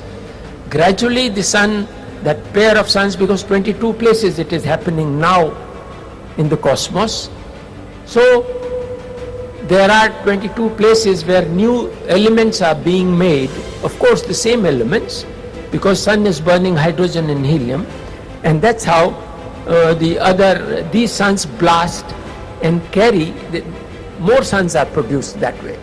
So these suns carry their own ionized material in their spheres. My sun and my planets They were all in those gaseous forms, gradually cooling down and getting into those molten lavas. My earth was revolving 6 hourly. Another body comes and hits the earth. That earth slows down to 23 hours, 56 minutes and few seconds. And then it tilts. If it would not have tilted, the weathers would not have come. So that proves that there is an intelligent design. And that's how the comets came and hit the earth, the water came in, and the life starts. So here I would like to say that how life starts, because you are a soul. In my scriptures it is said, Ekam Bahusham. He was one and alone, and he was in bliss. Let me not call him he or she, let me call it it. It was enjoying in bliss. In that bliss, it felt like loving. To love, he became from one to many, Ekam Bahusham. So one out of us created this time-bound material creation. We may call him as Higgs boson, or he is connected with all of us through particle and wave theory. So once this earth came up, we started our journey from the center. It's a philosophy. So, and it has got two postulates in that I, at the core, he was loving me and I was loving him. Because in the stride of bliss he felt like loving. So one of the saints said, Prem Sindh se mauj ut jagat kiya ujjas. So now the sea of love, he became from one to many to love. And unfortunately the Western world had put up this philosophy into psychology. And what they did, they considered only mind and body, means time and material. And this time and material is only here. They are not talking about the soul, about the absolute intelligence. So what I would hurriedly like to say, that we are part of that absolute intelligence as a creative intelligence. We have got an acquired mind and a created body. The first single cell was made like this, because if light and sound strikes on pure elements, converts them into amino acids. So we are part of that light, and we are connected with the sound. As in Bible it is said, the word was made flesh. God is light. In Quran it is said it is Noor. And it is said we are connected with Kalma. In my scriptures it is known as Jyoti Swarup, connected with Shabad, Naad or Anad Shabad, etc. So we are all connected, it is all one. So now understanding this way, that how the laws of nature, the third law talks about every action has got an equal and opposite reaction. We have got this acquired mind. And we created the body. How? It is synthesis of proteins. Proteins are compounds of elements. If you add a drop of amino acid, only then the life starts. Amino acids are made if light and sound strikes on pure elements, converts them into amino acids, and it creates a body, because it had the laws of nature with that and the material available here. So that single cell has got the capacity, like God, to become from one to many again. So you graduated from the single cell to the crown of creation, the human body. And in the human body you will find in the mother's womb that single cell which has got information from mother and father, and it has got material from the mother's womb and a soul in there. That is what I call it as creative intelligence. It starts becoming from one to many there. And that cell travels down to the region of the kidney, transforms itself into a kidney cell and makes the whole kidney. And that cell also becoming from one to many. The same cell travels down to the heart and to the eye and creates all that. So you are practically that creator, you are connected. Even the language comes from there. Panini talked about it. It comes from para into the Pashyanti, then it goes to the Madhyama, and then comes out from your mouth as a Baikhari. So the essence of the language, whether it appears on somebody like who knows only Chinese or who knows only French, but the essence comes from there, and that is what is divine. But how the mind pollutes the language is a beautiful area to understand. That mind deals with information, body is material. It deals with, hunger, clothes, housing, vanities of the world, sex and sleep. And then mind deals with the information which is lust, anger, ego, attachment, deceit, fears and worries. This is all information. Now the driving force is you. And you means you are that creative intelligence, and the outer expression of it is your attention. Now that attention has to operate. Unfortunately, this was never told to the child that he has got something divine in him. And since he is ignorant about it, he doesn't give any meaning to this. So now we are trying to develop a curriculum. I think we will be interacting much more, and sorry, due to limitations of time, I couldn't talk much, but one word I would like to say. Lord Krishna says in Gita also, 7th chapter, 2nd shloka, that after knowing nothing remains to be known except living the knowledge and exploring it. You just put your attention onto those things which are divine, which is prem, daya, kshama, love, compassion, mercy, wisdom, humility, state of art, planning ability, patience. Let us face as it comes. So we are having all those aspects, and let the attention, which is an omni-scanner, should decide what to work on. The legitimate needs of the mind and legitimate needs of the body to be given that attention. Thank you very much. Thank you very much for your words of wisdom. Thank you very much, Dr. C.K. Bharadwaj. That was a wonderful address. With this, I would like to request the Provost and Dean of College of Business at Dr. Alex Hankey. I'm a founder faculty member of Maharishi International University, currently Distinguished Professor of Physics and Yoga at the Swami Vivekananda Yoga Anusandhan Sanstana in Bangalore. Thank you. My question connects two speakers, actually three speakers. But the last speaker spoke eloquently of these different levels of creativity in man, and how the process of discovery is so inspiring, as I'm sure our great Professor Mashelka will tell us. But when you look at the discovery, it comes from the deeper levels of mind that the speaker, whose name I missed, who spoke about the levels of mind in Shiksha, told us about. Vaikari, Madhyama, Pashyanti and Para. And please could those speakers link how the level of creativity comes from the depth of the mind. That's my question. Thank you, sir. Well, I would like to talk about this because the intelligence comes from beyond. It comes from beyond, and then it percolates from your mind and body, because mind is nothing but information of time based on experiences and events of your life. You pre-calculate the future, fears and worries get added. Now this is all information based. Whatever you teach the mind, it knows only that.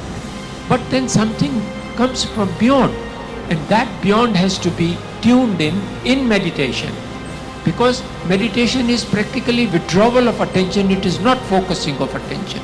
Withdrawal to that location from where the attention operates. Now two eyes, 83% attention gets diffused through the eyes. Now these two eyes have got two optical nerves running in and joining somewhere within your head.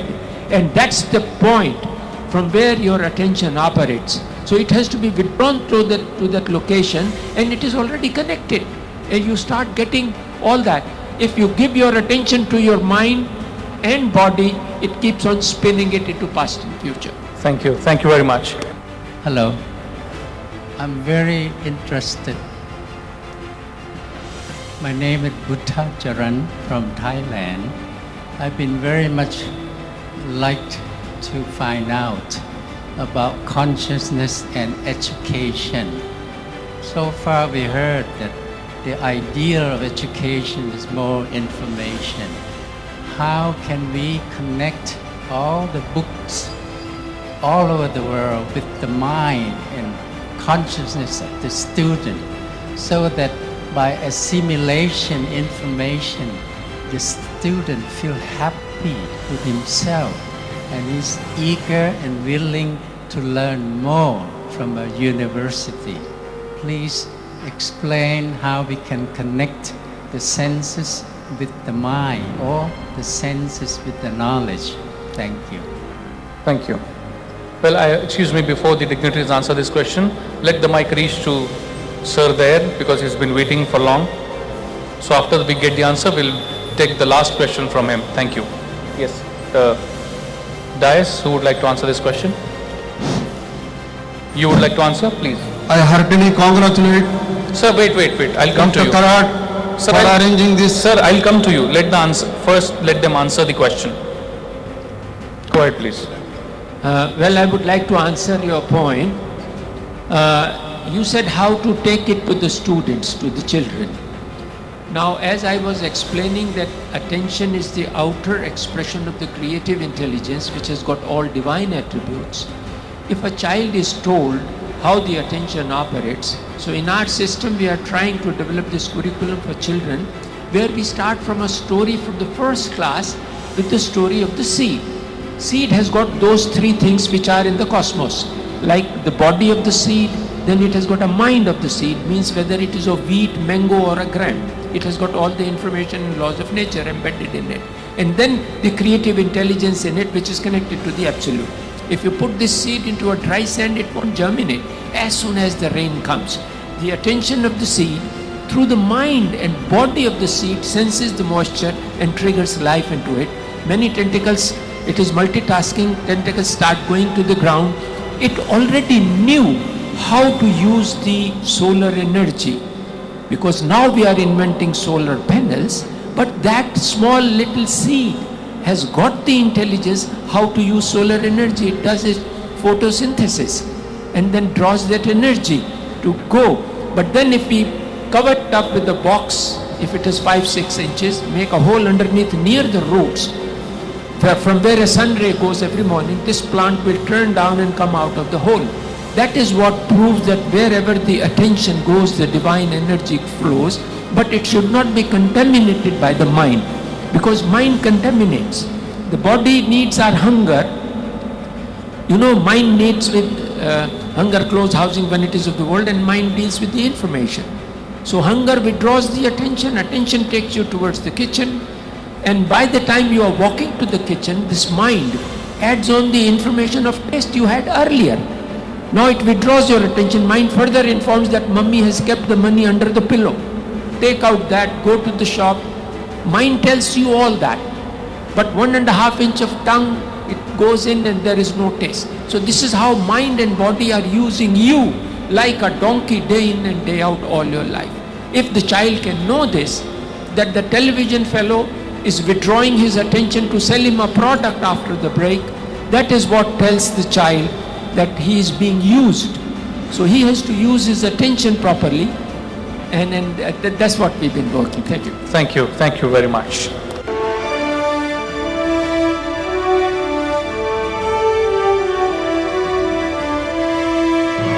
Thank you so much, sir. On behalf of Kites Craft Production, I take this opportunity to sincerely thank for your presence, for your time, and above all, for sharing your beautiful thoughts.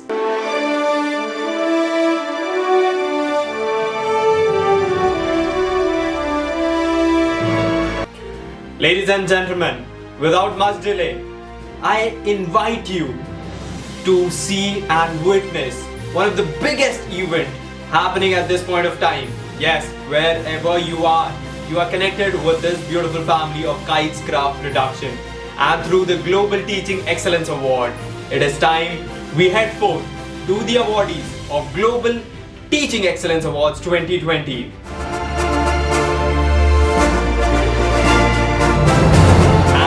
Here we go. The very first award for the outstanding leadership goes to Amita Patel.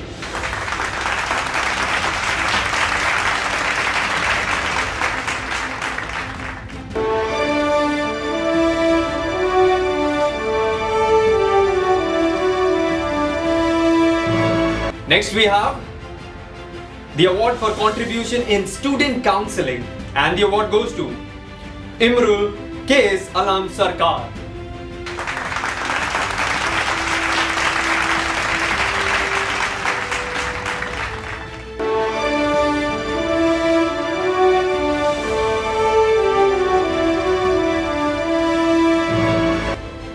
Next award is for the contribution to education community, and the award goes to Hari Sundar.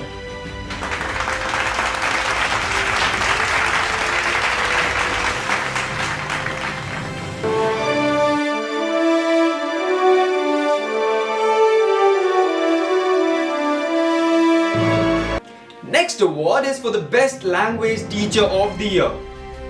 And the award goes to Dr. Ranjit Das.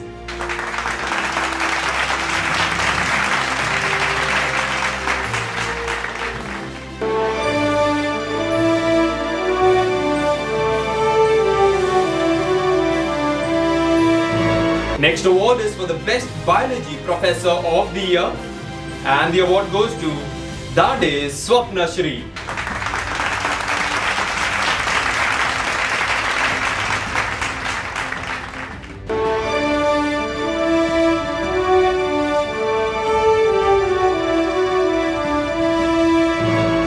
Next award is for the contribution to student development. And the award goes to Sanchita Banerjee.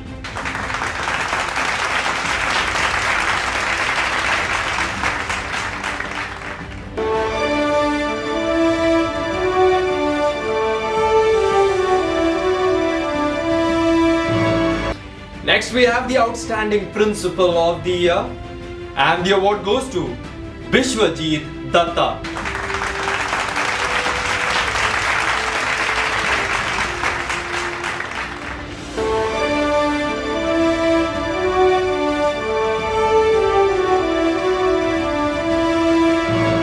Next award is for the contribution to education community, and the award goes to Sangeeta Chaudhary.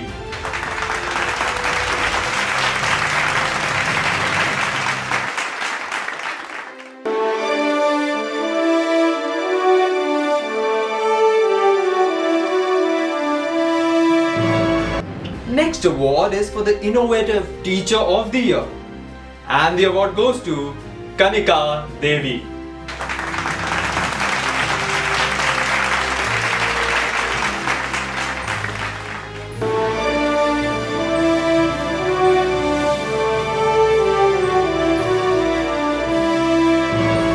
Next award is for the contribution at international platforms, and the award goes to Dr. Saeed Kazim Musavi.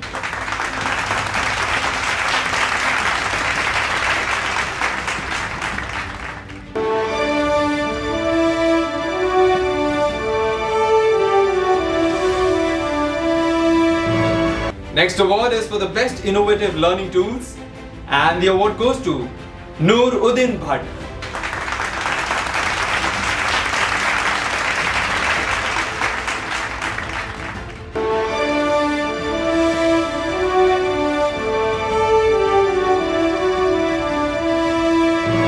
Next we have the Best Teaching Award, and the award goes to Sachin Desmukh.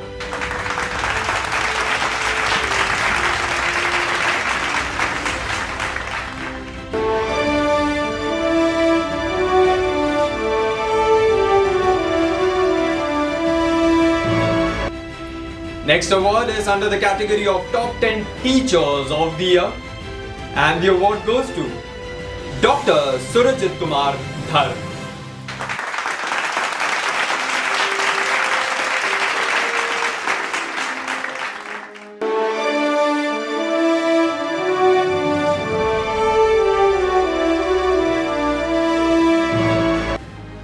Next award is for the contribution to student development, and the award goes to Shikha Bhargava.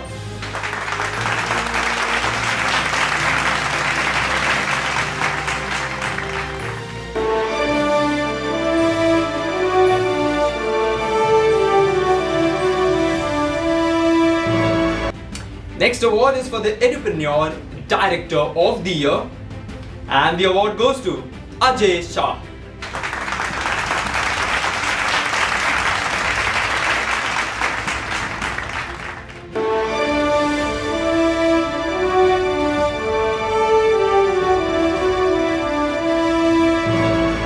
Next award is for the contribution to education community, and the award goes to Dr. Amit Kumar Jain.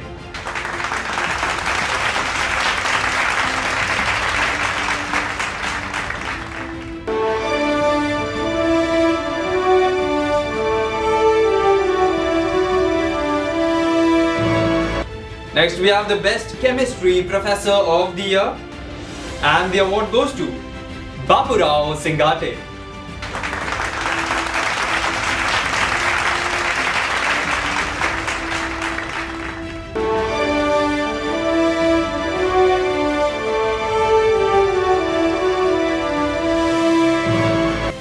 Next we have the best teacher of the year, and the award goes to Dharendra Kumar Vishwakarma.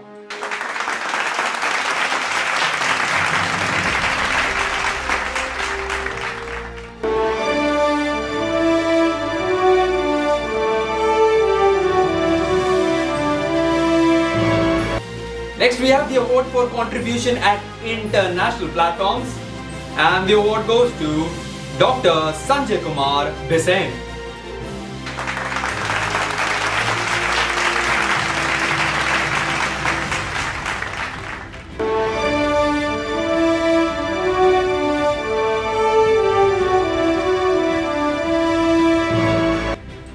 Next is the award for the best principal of the year, and the award goes to Yogesh Gawai.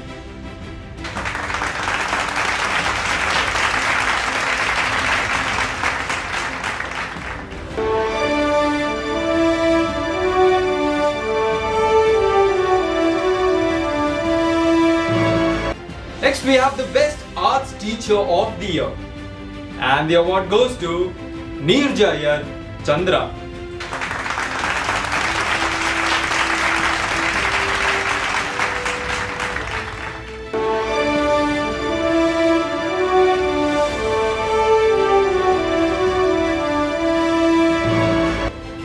Next is the Young Professor of the Year award, and the award goes to Dr. Himail Patel.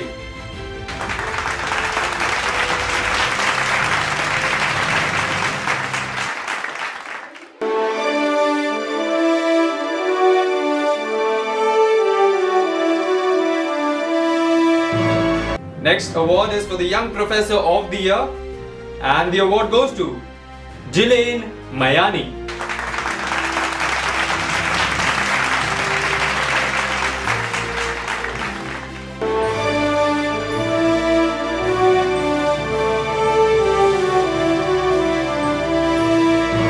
Next we have the award for contribution in student counseling, and the award goes to Munir Damani.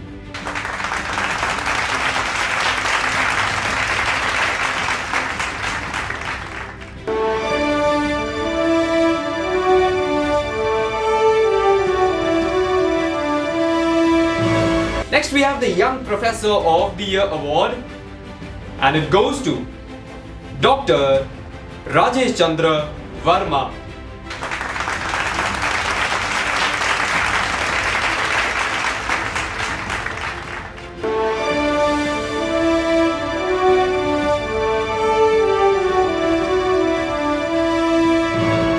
Next award is under the category of Top 10 Principals of the Year, and the award goes to Bharat Jitturkar.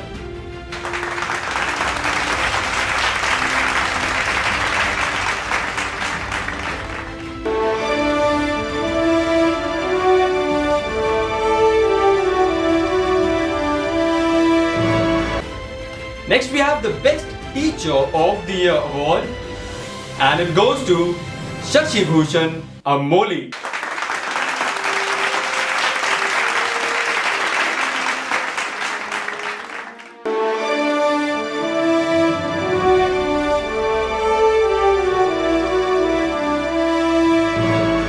Next we have the Best Teaching award, and it goes to Bikram Darji.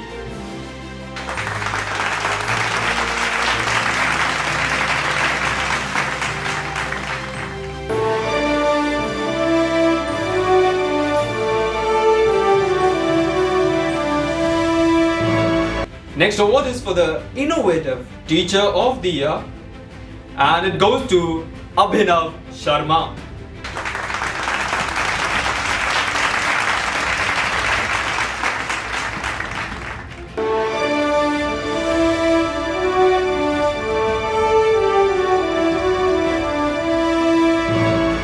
Next award is under the category of Top 10 Teachers of the Year, and the award goes to Mala Gumnani.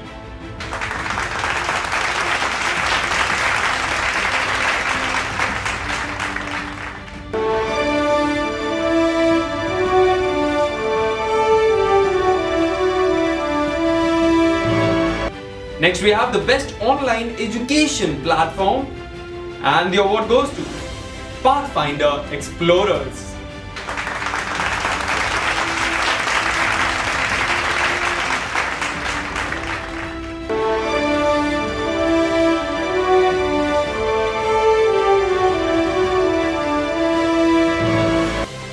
Next award is for the contribution to student development, and the award goes to Sanjay Kumar Saho.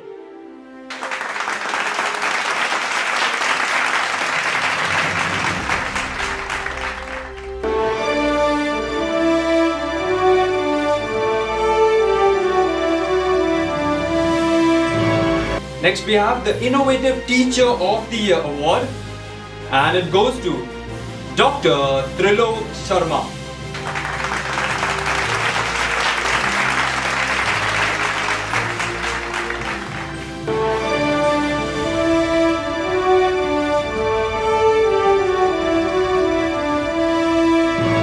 Next award is for the Coaching Institute of the Year, and the award goes to the Base Academy.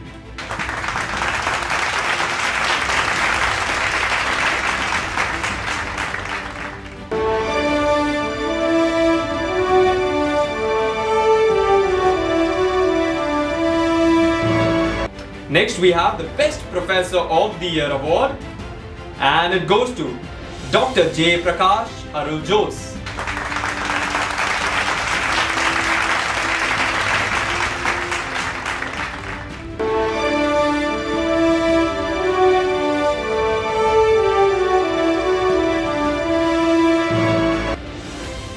Next we have the Best Teaching award, and the award goes to Dr. Rajiv Kumar.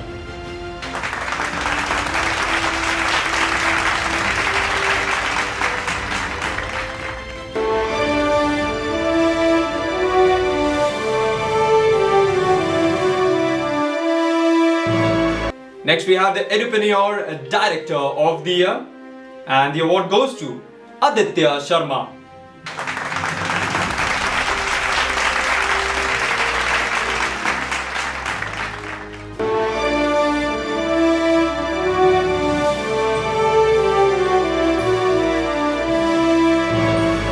Next award is for the Innovative Principal of the Year, and the award goes to Sunmita Shinde.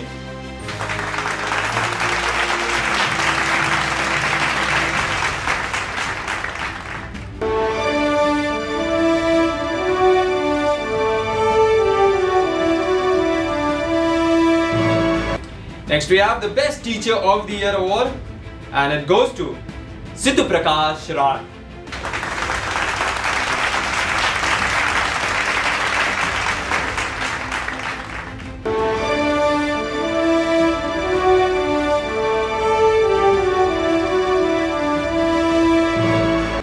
Next award is for the Best Innovative Learning Tools, and the award goes to S. Manju Shankar.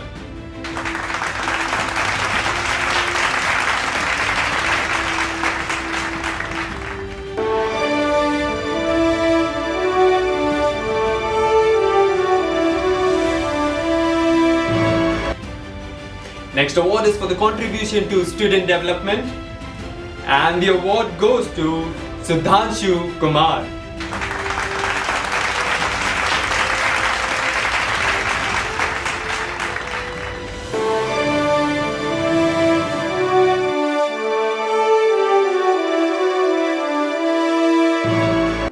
Next award is for the contribution to education community, and the award goes to Manila Shah.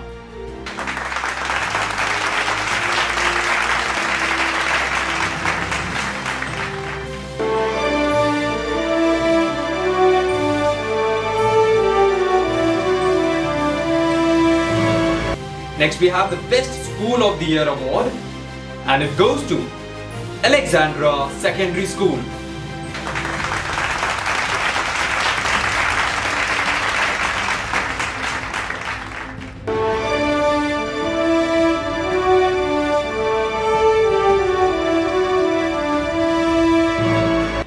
Next award is for the Young Teacher of the Year. And the award goes to Vipin Kumar Sharma.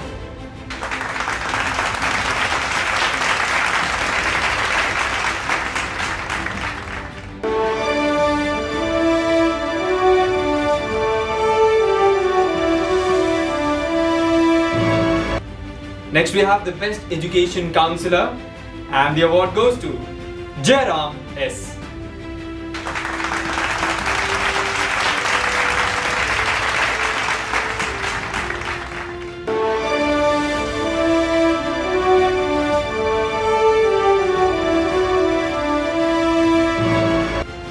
Next we have the Best Teaching Award, and it goes to Shri Ram.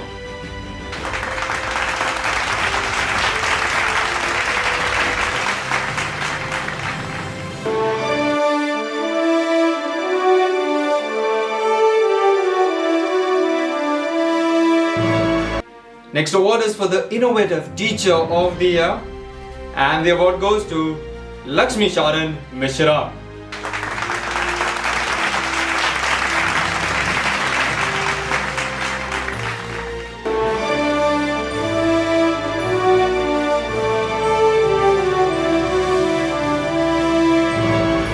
Next award is for the contribution to education community, and the award goes to Bhupati Raju.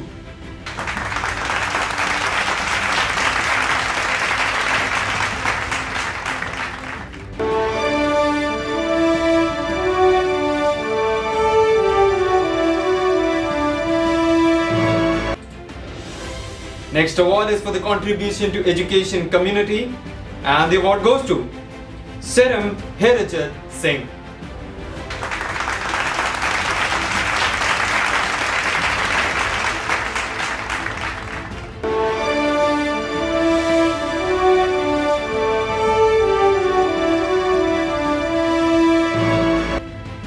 Next we have the award for contribution to student development, and the award goes to Rita Parshar.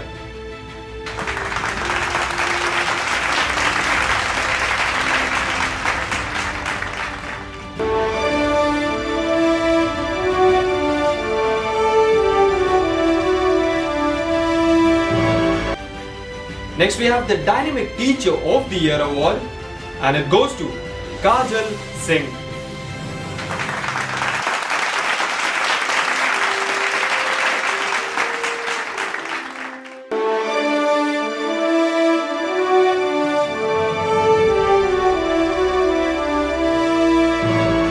Next we have the Innovative Teacher of the Year, and the award goes to Nameed Chadda.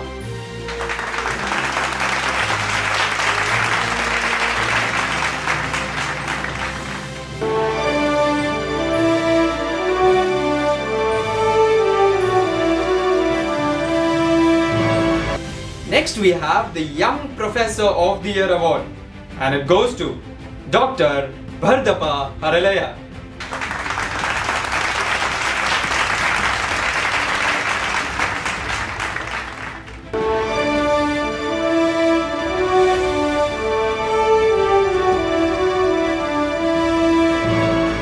Next award is for the Innovative Professor of the Year, and it goes to Parvinder Singh.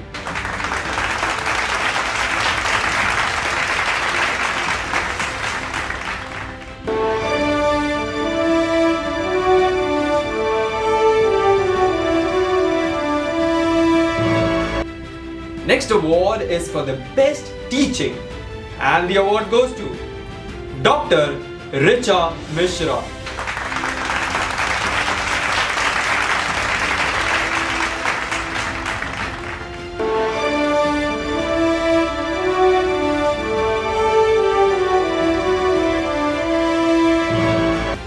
Next we have the award for contribution at international platforms, and the award goes to Dr. Muhammad Asif Gandhi.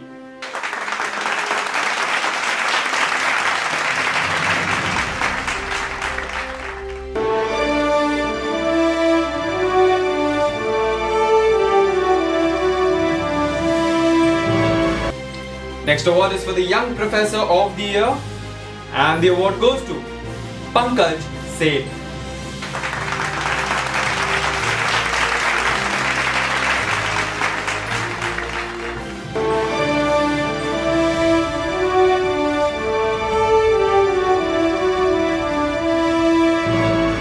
Next we have the award for contribution in student counseling, and the award goes to Krishna Acharya.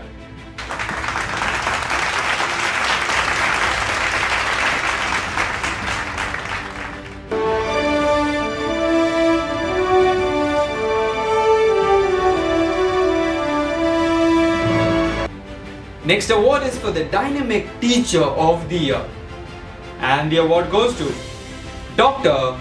Preeti Padmanabhan.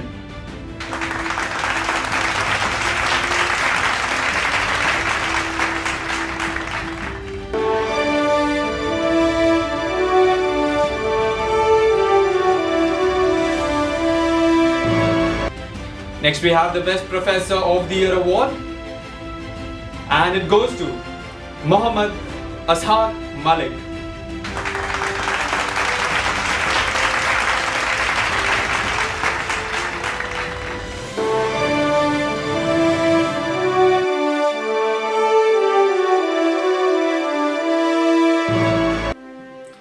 Next award is for the Outstanding Leadership, and it goes to Professor Dr. Sudhir Gavhane.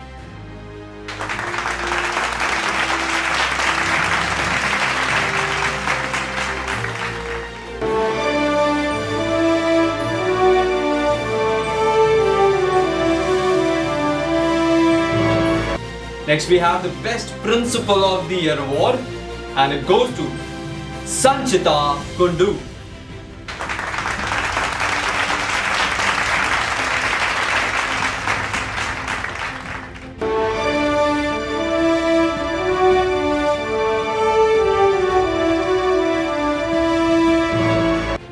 Next award is for the Best Innovative Trainer of the Year, and it goes to Dr. Ajay Desai.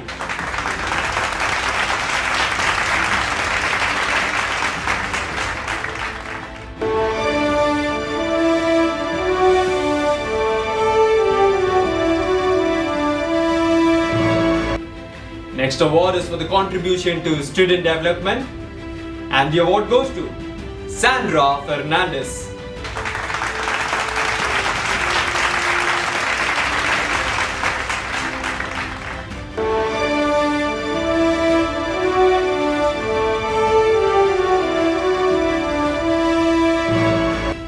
Next award is for the contribution to student development, and it goes to Dr. Amrita Vijayan.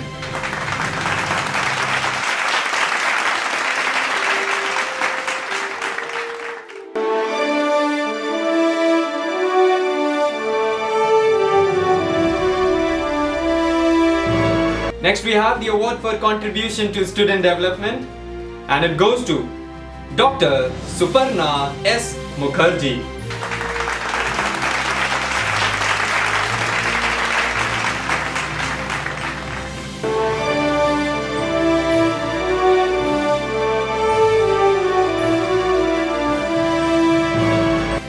Next we have the Best Teaching Award, and it goes to Maria S. Rosiana.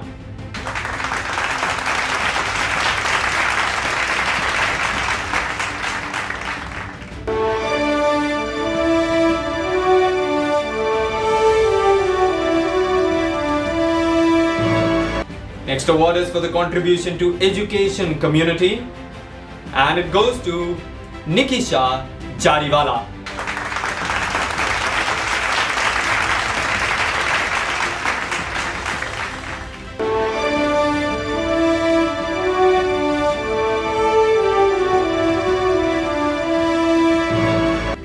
Next we have the Best Teacher of the Year award, and it goes to Nisar Ahmad Sofi.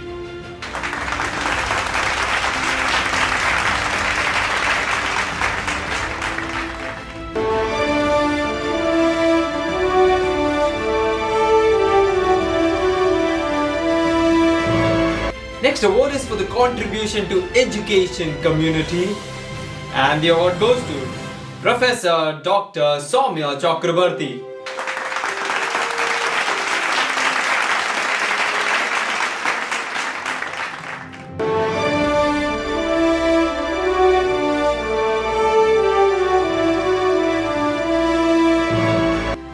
Next we have the award for Young Teacher of the Year, and the award goes to Divya Deepshika.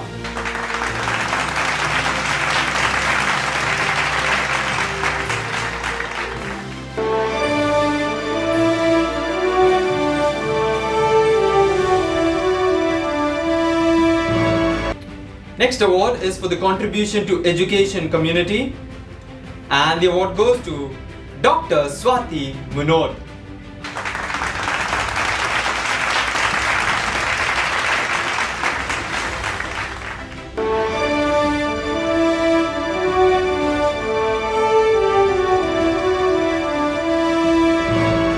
Next we have the Best Teaching Award, and it goes to Dr. Amaresh Toplakatti.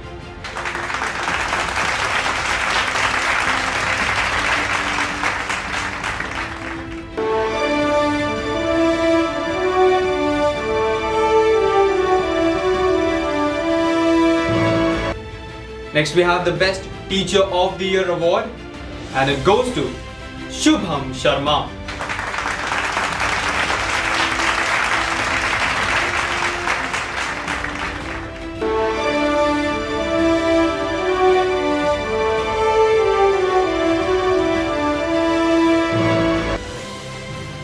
Next we have the Innovative Teacher of the Year, and it goes to Bharat Kumar.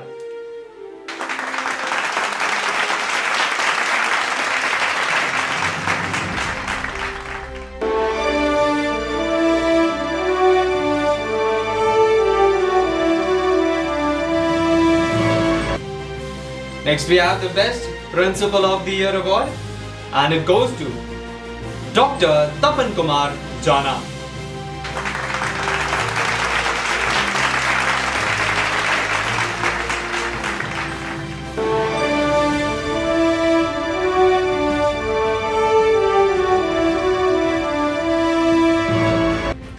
Next award is for the Best Education Counselor of the Year, and the award goes to Lieutenant Dr. S.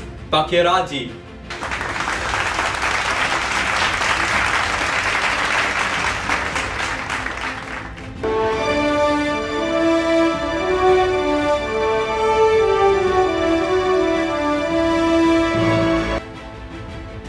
Next award is for the contribution to student development, and the award goes to Pooja Parikh.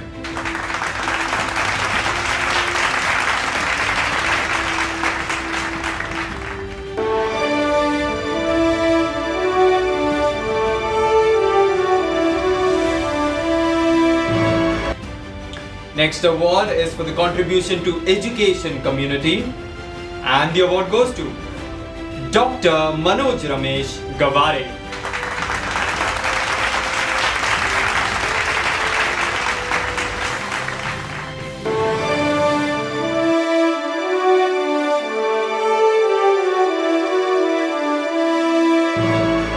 Next we have the Innovative Principal of the Year, and the award goes to Sindhu K.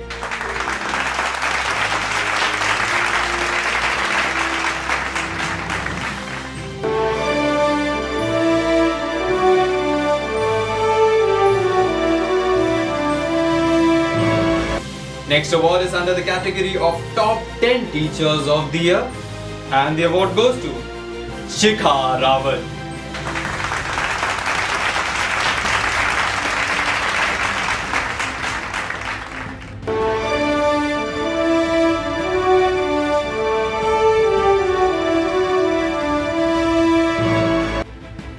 Next we have the Best Teaching Award, and it goes to Sayuli Pandey.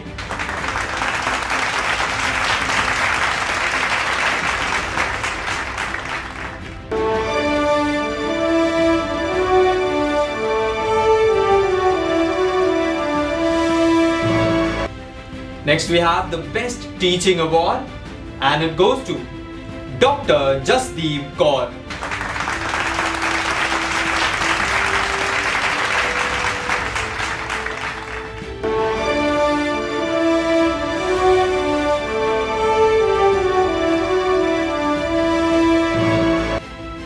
Next award is for the Outstanding Leadership Principal of the Year, and the award goes to Dr. Alok Satsangi.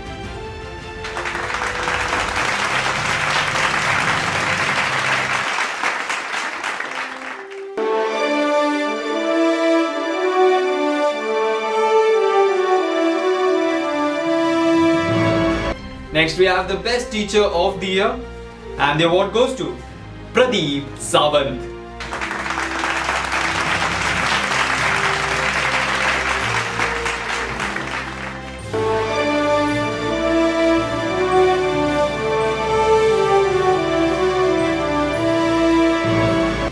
Next we have the Best Professor of the Year award, and it goes to Dr. Deepak Tandon.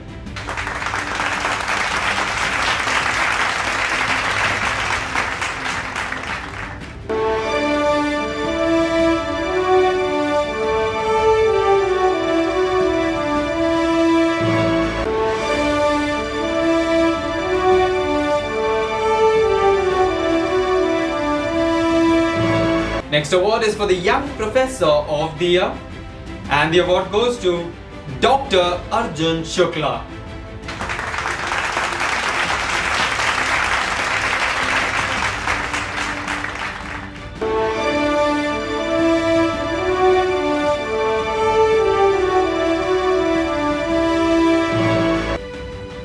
Next award is for the contribution to student development, and it goes to Dr. K. Sameem Rani.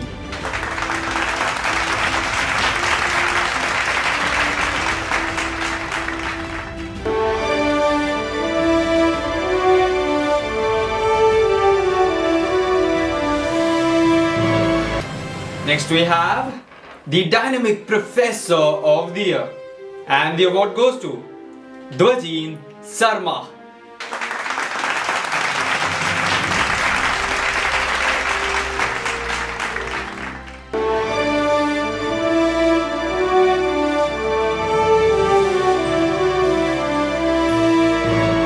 Next we have the award for contribution to education community, and the award goes to Meenakshi Tomar.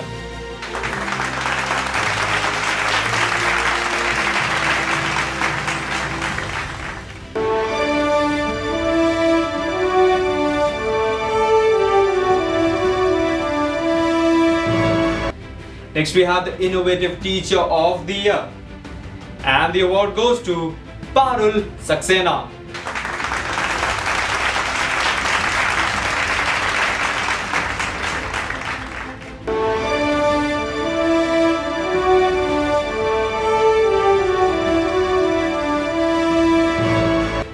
Next award is for the contribution to student development, and the award goes to Hanumant Deshmukh.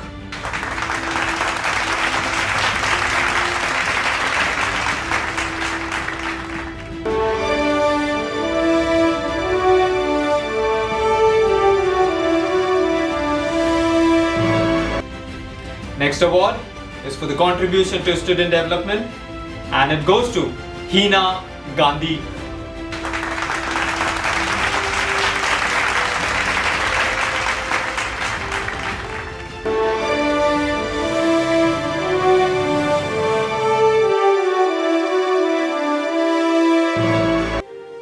Next award is for the best teaching, and the award goes to Dr. Madhumita Bhattacharya.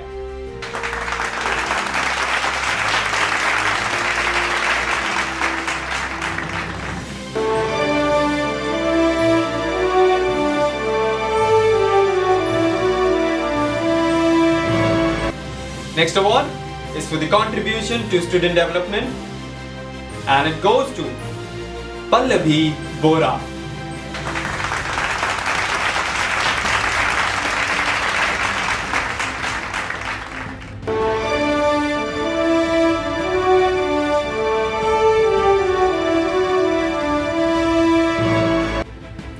Next award is for the Dynamic Teacher of the Year, and it goes to Nazir Ahmad Kote.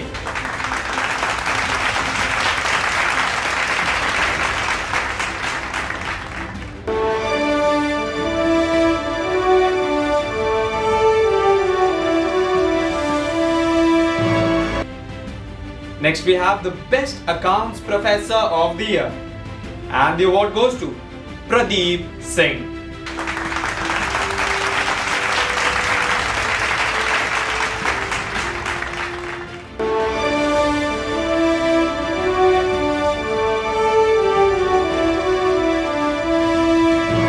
Next award is for the contribution to student development, and it goes to Riddhi Agrawal.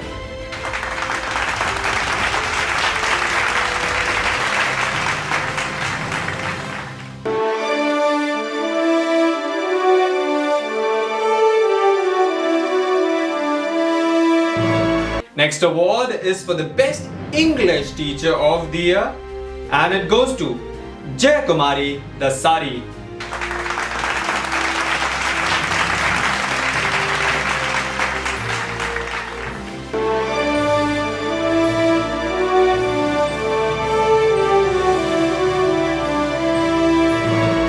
Next award is for the Best Language Professor of the Year, and the award goes to Vijay Kumar Kodi.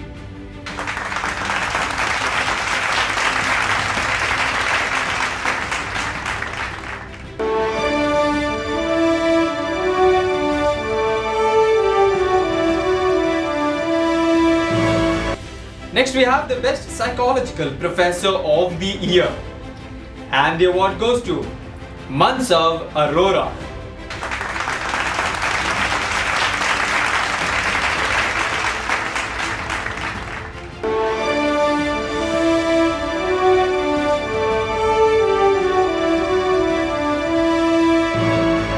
Next we have the Dynamic Teacher of the Year, and the award goes to Ruhi Tarafdar.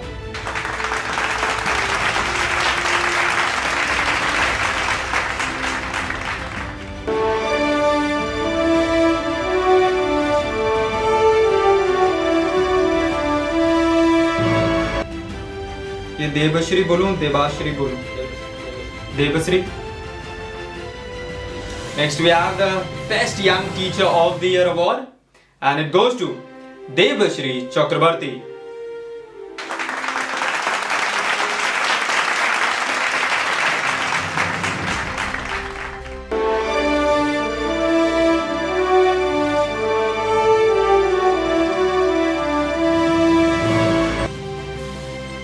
Next we have the Best Teacher of the Year, and the award goes to Purvi Patel.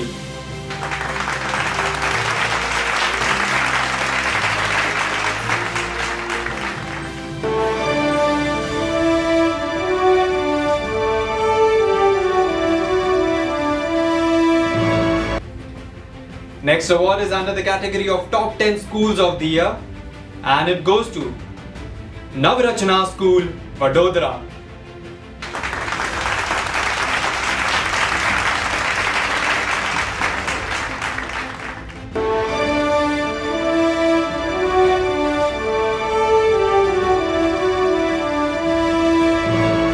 Next award is for the Best Online Education Platform, and the award goes to Help India Online Foundation.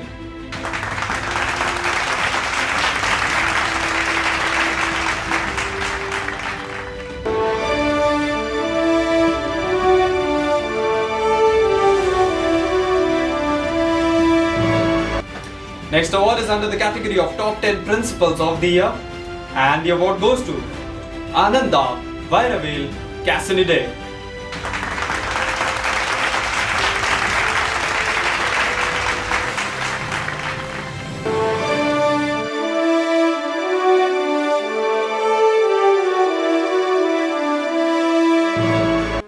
Next we have the Best Managed School Award, and it goes to Eklavya Model Residential School.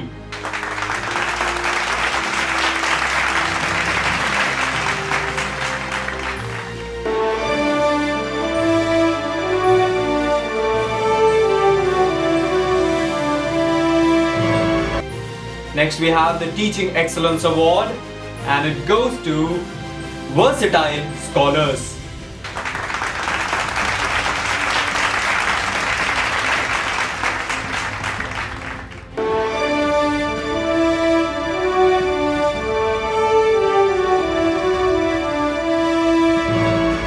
Next we have the Dynamic Professor of the Year, and the award goes to Ruchila Kullar.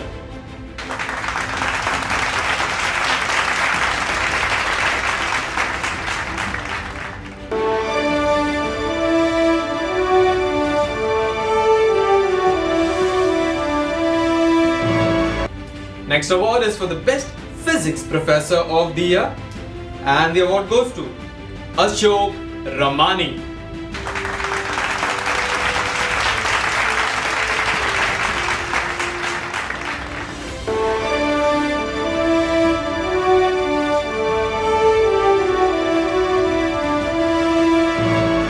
Next we have the Innovative Professor of the Year award, and it goes to Vamsi Krishna Bhasava.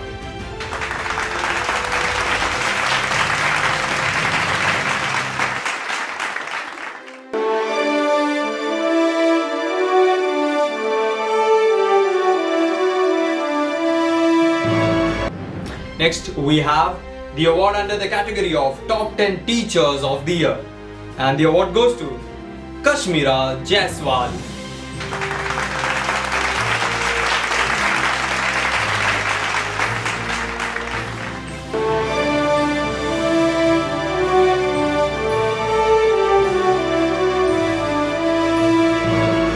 Next we have the Young Professor of the Year award, and it goes to M.S. Raghu.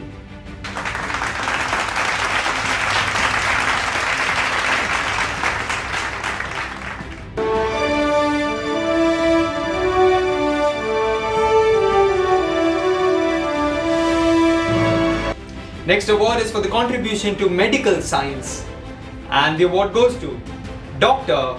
Venu Gopalakrishna.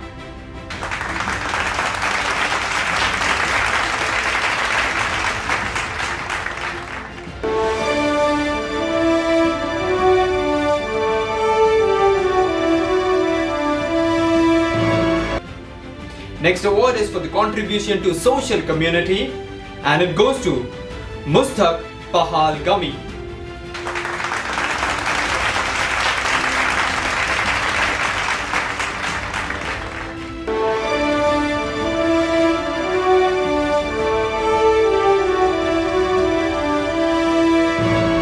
Next award is for the Best Director of the Year, and it goes to Vinod Sachdev.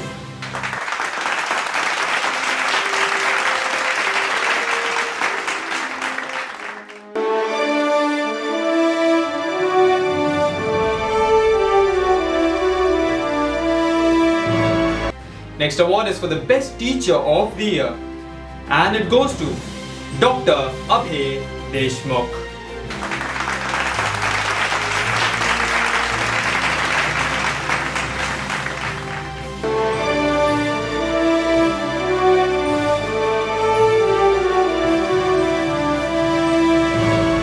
Next award is for the contribution to education community, and it goes to Shadashiv Avgad.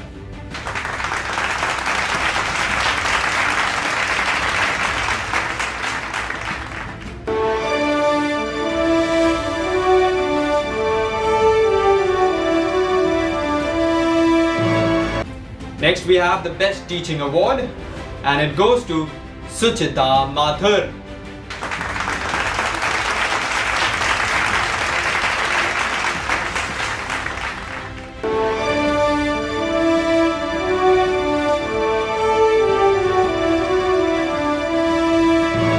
Next we have the award for contribution to education community, and it goes to Dr. Akram Nikavadi.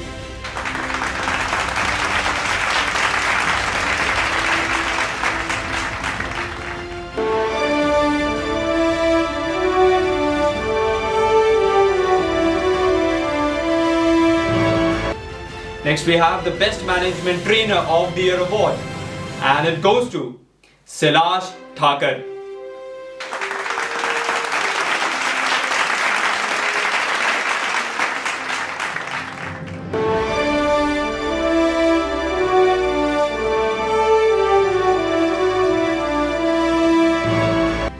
Next we have the Best Teacher of the Year award, and it goes to Ajay Mahadev Kale.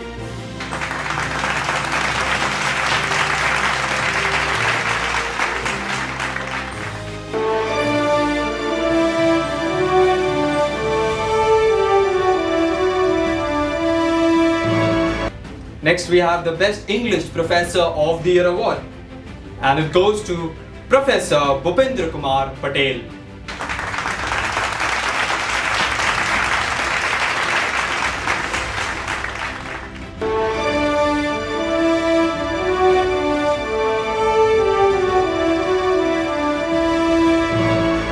Next we have the Young Teacher of the Year award, and it goes to Shraddha Rajyaguru.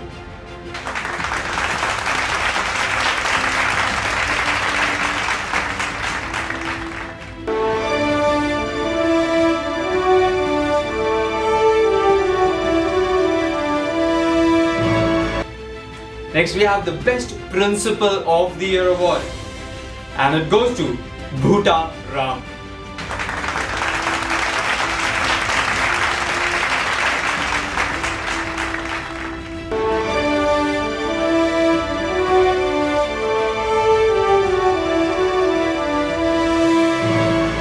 Next we have under the category Top 10 Principals of the Year, and the award goes to Suprabha Menon.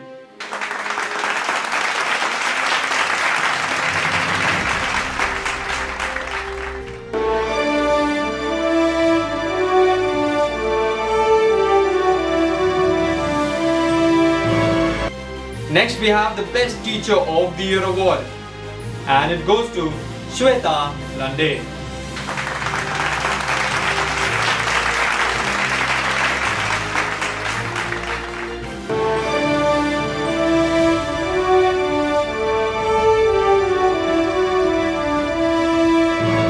Next we have the Outstanding Leadership award, and it goes to Bhagwant Prasad Patel.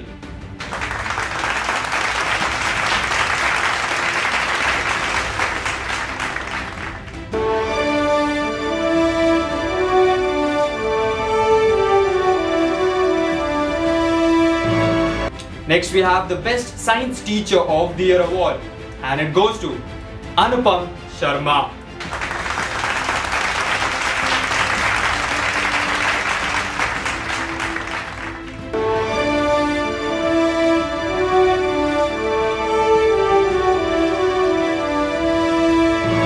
Next award is for the Best Mathematics Professor of the Year, and it goes to Dr. Sudhir Kumar Pundir.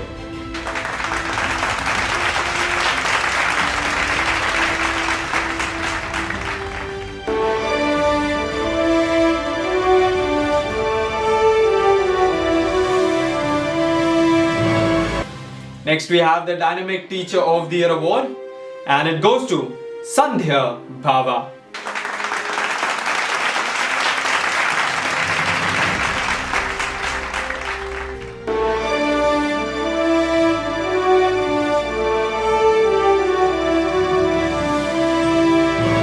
Next we have the Innovative Teacher of the Year award, and it goes to Vaishali Talwar.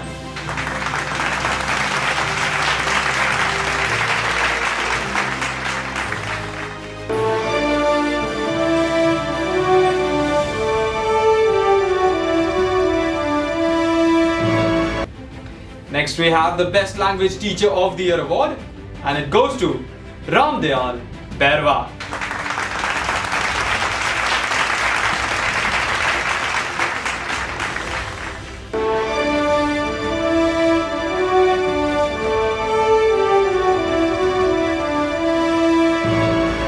Next we have the Best Teaching award, and it goes to Bukya Vali Nayak.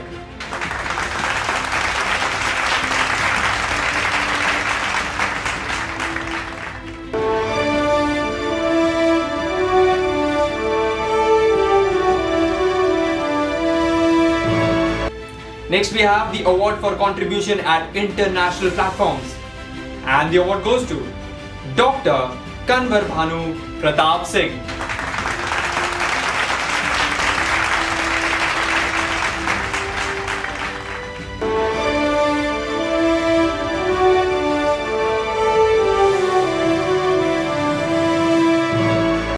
Next, we have the award for contribution to student development, and the award goes to Dr. Vipul Kumar Bhavalia.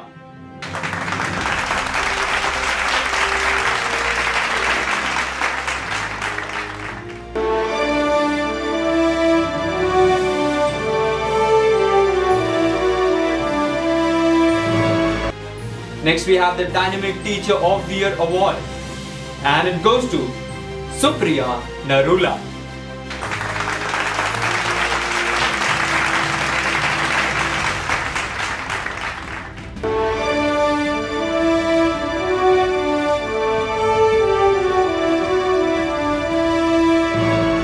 Next, we have the Young Teacher of the Year award, and it goes to Soumya Chopra.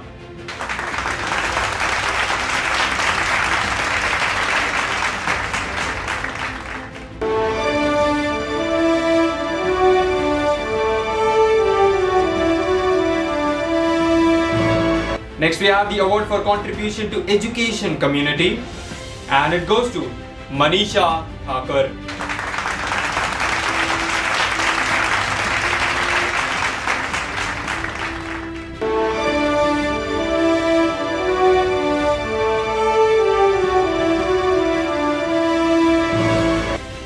Next, we have the Young Professor of the Year award, and it goes to Abin P. Jose.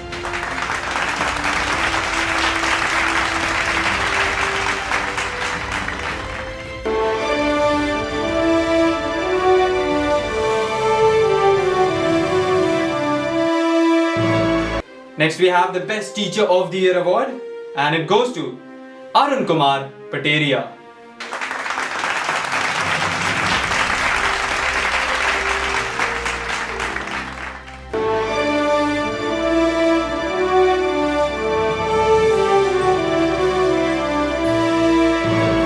Next, we have the Young Professor of the Year award, and it goes to Reshma Roy.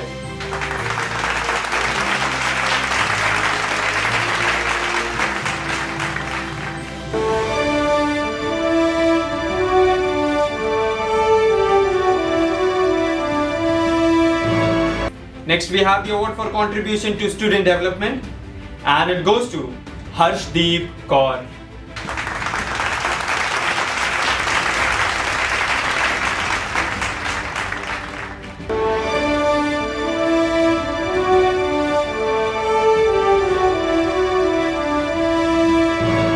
Next, we have the award for contribution to student development, and it goes to Anuj Goswami.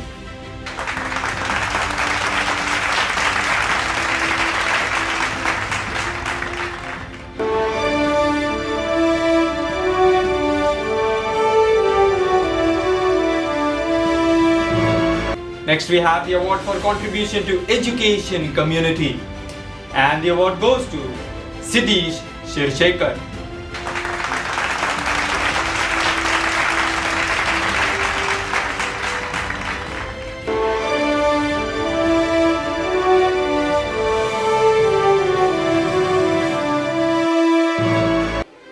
Next, we have the Best Language Professor of the Year award, and it goes to Dr. Tushar S. Brahma.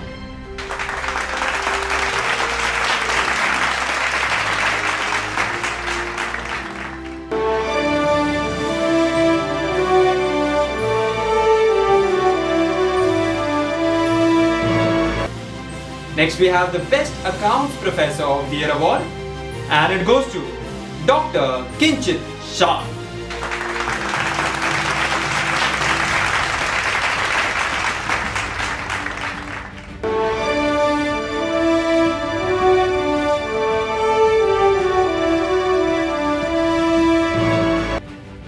Next, we have the award for contribution to student development, and the award goes to Anupa Gandhi.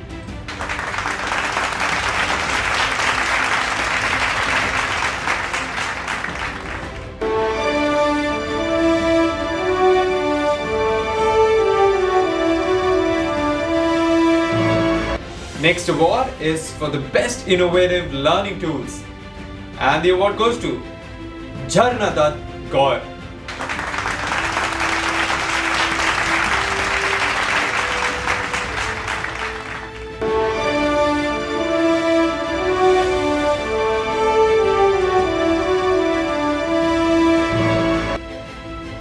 Next award is for the Dynamic Professor of the Year, and the award goes to Monalisa Mishra.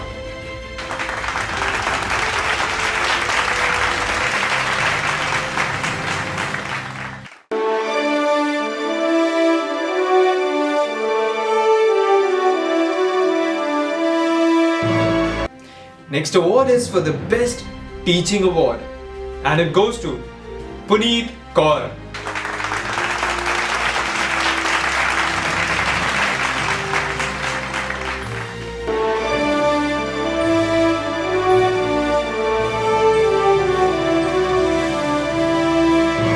Next we have the Best Teaching Award, and it goes to Usha Tengse.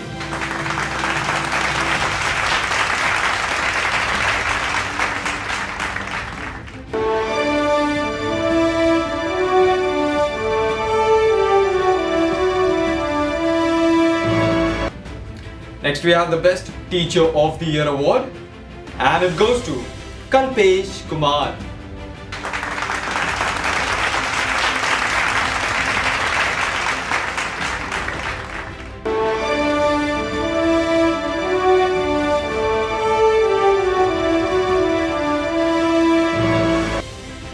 Next award is for the contribution to education community, and it goes to Gurpreet Singh.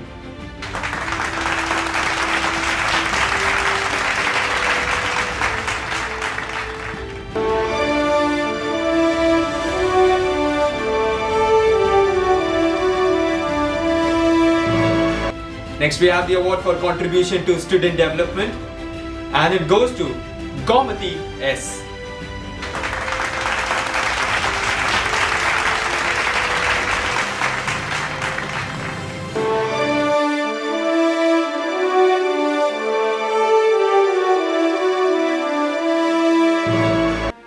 Next award is for the Best Teacher of the Year, and it goes to Sagar Randhave.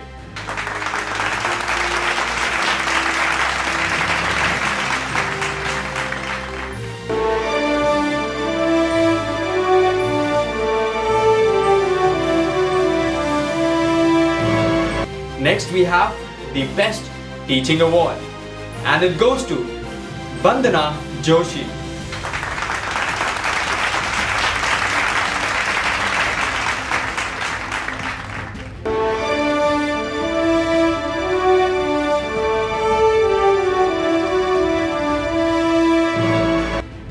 Next award is under the category of Top 10 Teachers of the Year, and the award goes to Mustafa Sharir.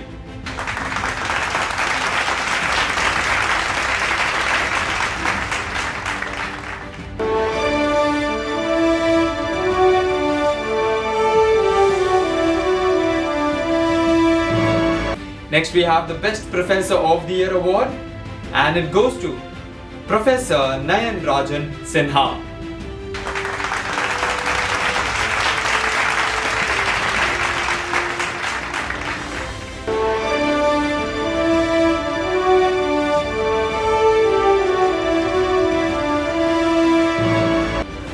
Next we have the Best Professor of the Year award, and it goes to Dr. Ruby Chatwal.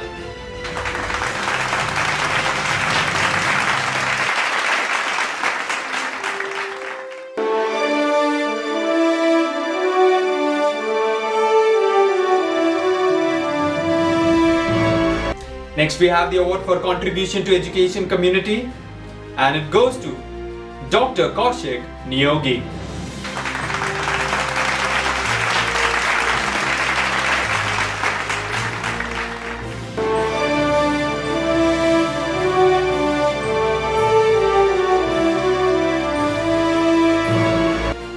Next award is for the contribution to education community, and it goes to Murthy L. Godar.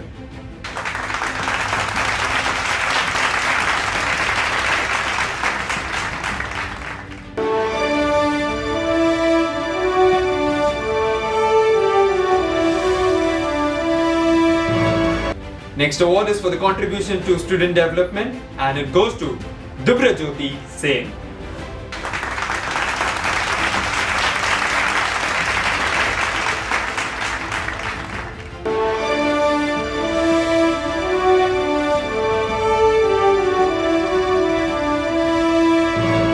Next award is for the contribution to education community, and it goes to Samson Chiru.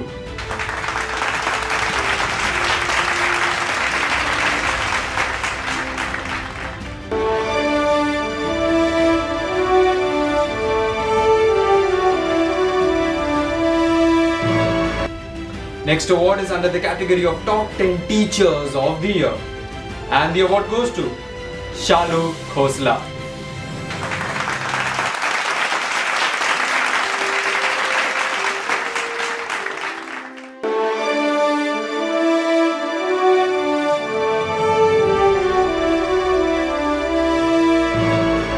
Next award is for the best teaching, and the award goes to Simi Murtaza.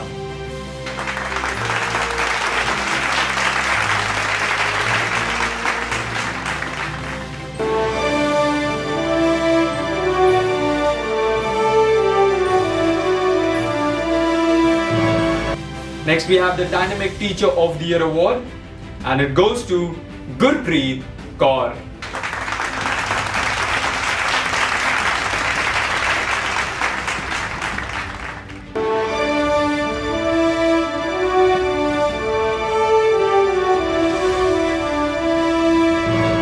Next award is for the contribution to student development, and the award goes to Dr. Rajeshri Chaudhary.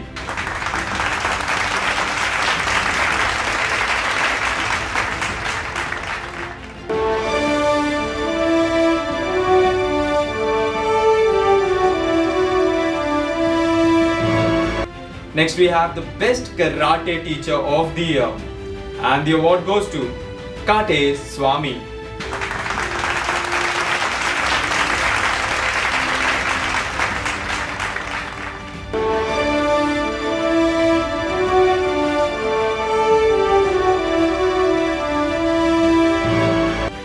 Next we have the Best Principal of the Year award, and it goes to Pinky Ruhit.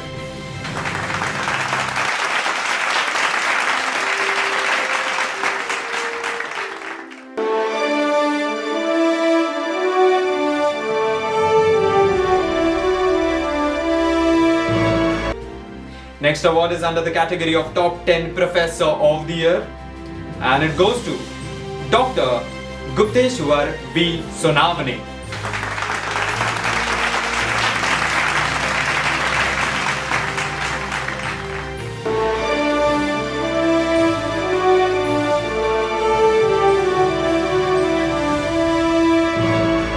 Next we have the Best Director of the Year award, and it goes to Ruhi Agarwal.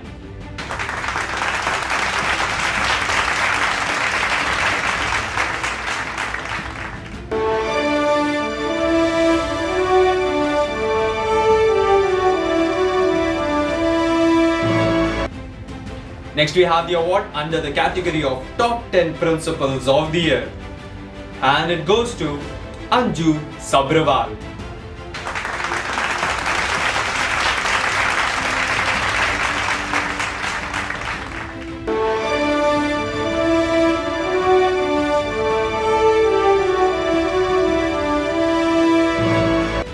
Next we have the Dynamic Teacher of the Year award, and it goes to Abhijit Jha.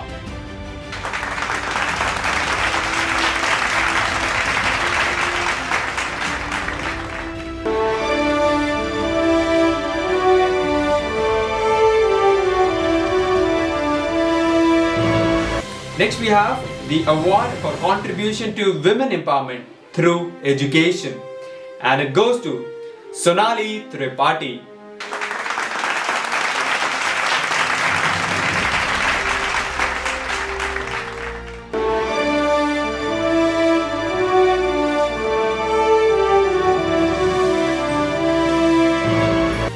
Next award is for the contribution to education community, and it goes to Sudhir Goswami.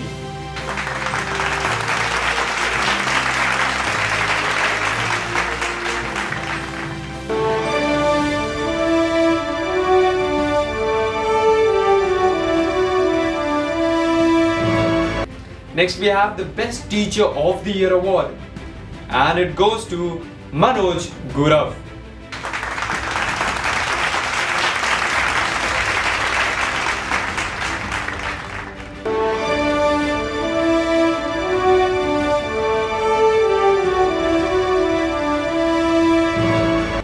Next we have the Outstanding Leadership Award, and it goes to Professor Dr.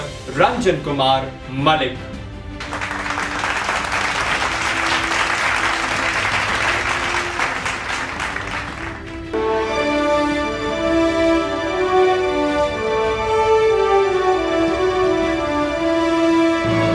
Next we have the award for contribution to education community, and it goes to Muhammad Saeem Asghar.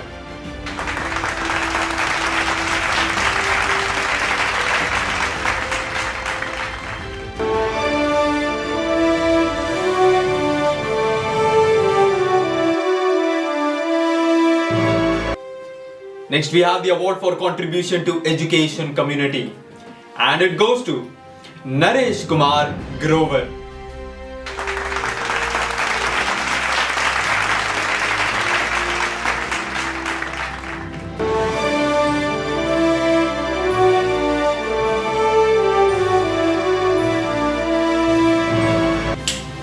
Next we have the Dynamic Teacher of the Year award, and it goes to Dr. Srinivas Kolkur.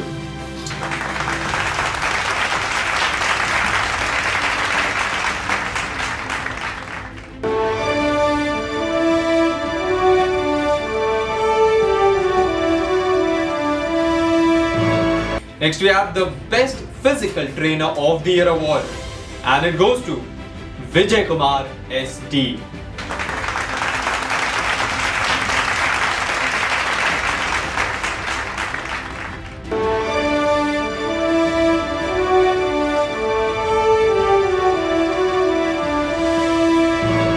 Next we have the Special Principal Recognition Award, and it goes to Dr. Virendra Kaur.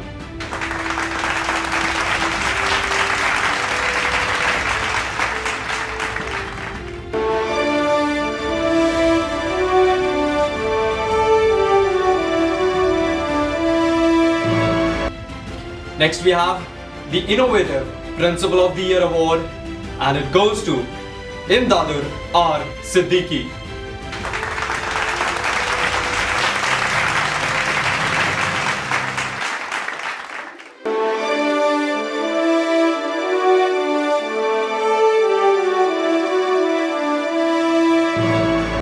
Next we have the award for contribution to education community, and the award goes to Sanju Kumar Durve.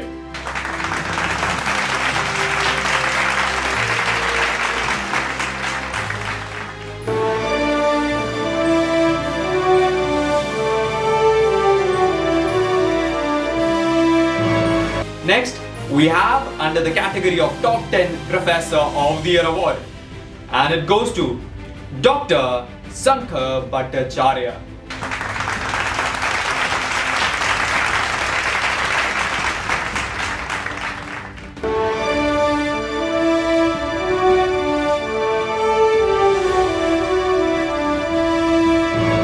Next, we have the Innovative Teacher of the Year award, and it goes to Suman Sharma.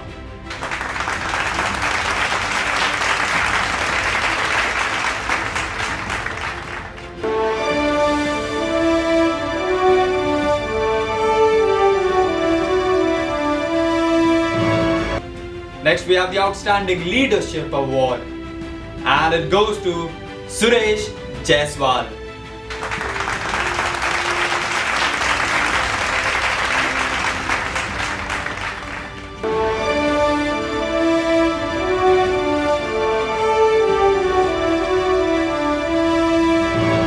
Next award is for the contribution to education community, and it goes to Haridas Sharma.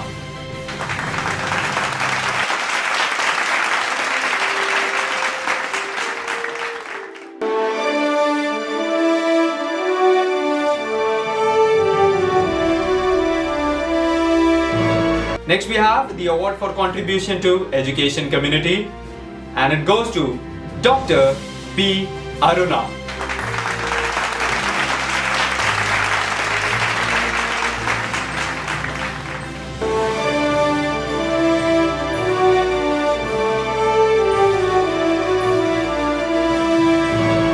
Next, we have the Entrepreneurial Director of the Year award, and it goes to Anila Malyala.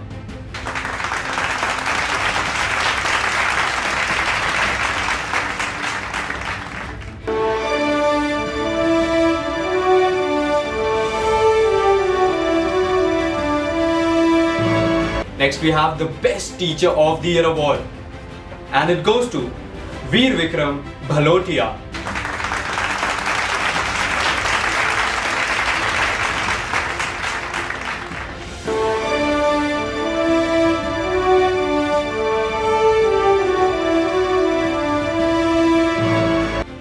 Next, we have the Innovative Professor of the Year award, and it goes to Devanand Maski.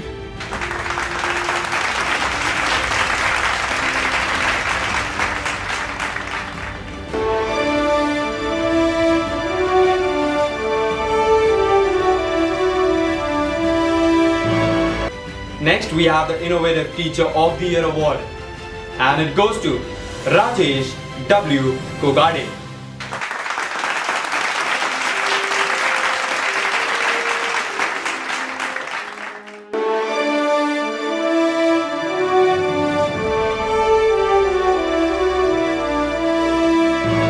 Next, we have the Best Principal of the Year award, and it goes to Jay Prakash Jala.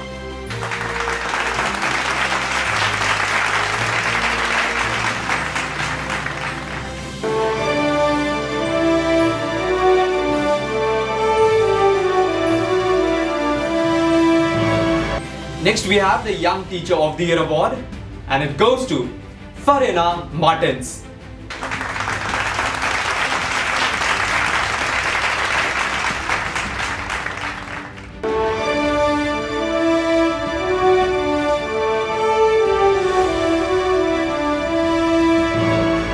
Next, we have the Best Teaching award, and it goes to Balaji V.L. Kannan.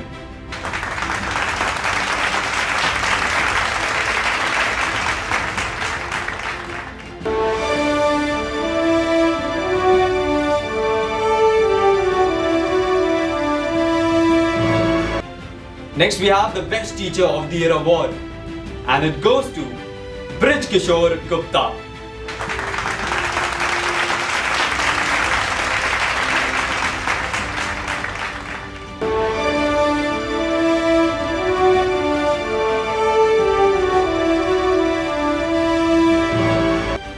Next, we have the Best Economics Professor of the Year award, and it goes to S. Suresh Abraham Pratap.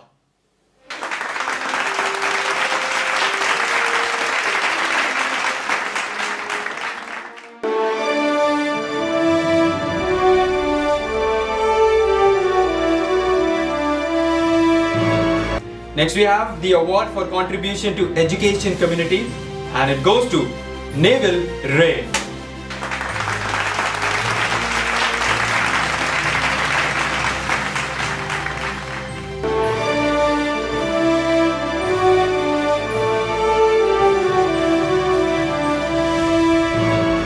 Next award is for contribution to education community, and it goes to Huma Saeed.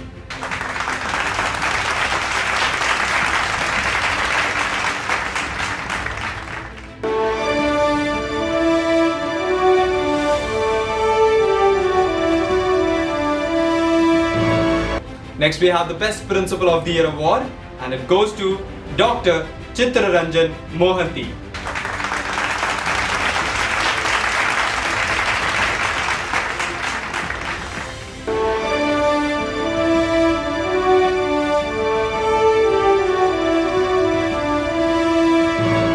Next award is for the contribution to education community, and it goes to Rita Chattopadhyay.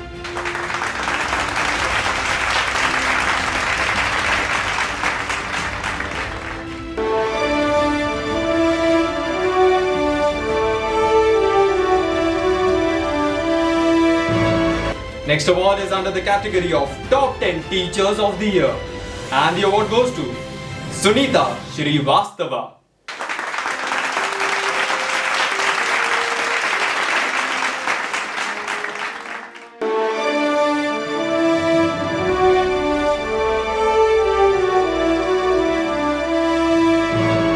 Next award is for the contribution to education community, and it goes to Arun Bangotra.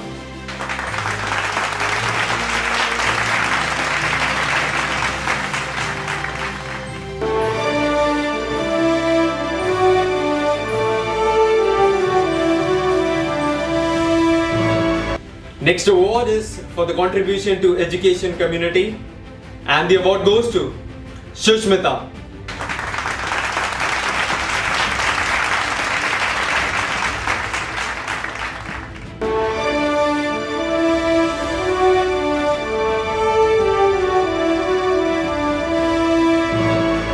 Next award is for the contribution to student development, and the award goes to Dr. Dinesh.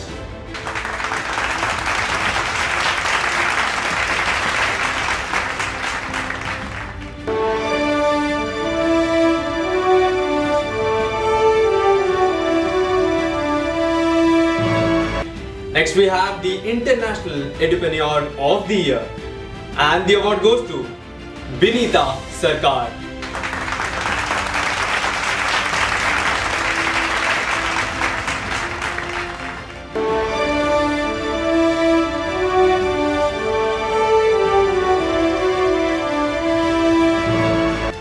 Next we have the most prestigious Global Teacher of the Year, and the award goes to Payal Khanna.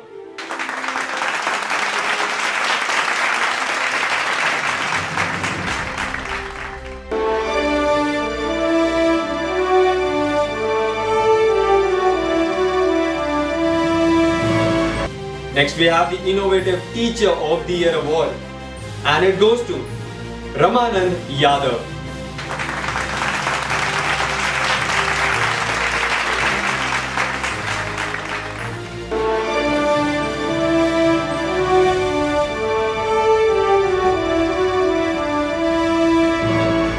Next award is for the contribution to education community, and the award goes to Dr. Ghazanfar Ali.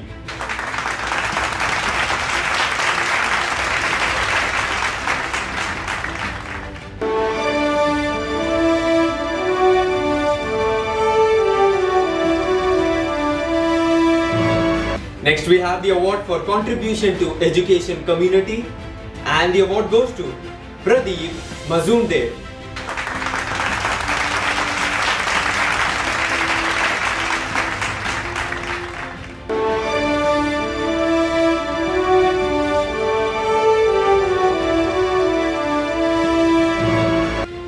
Next award is for the Best Educational Motivator of the Year, and the award goes to Divya Jyoti Saikia.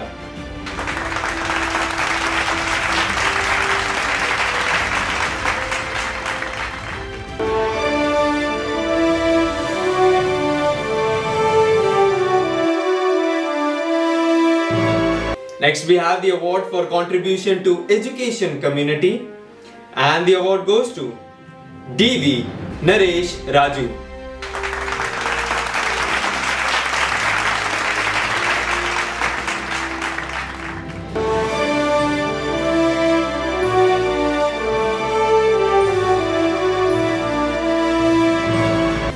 Next we have the Best Teacher of the Year, and the award goes to Manjula Chawla.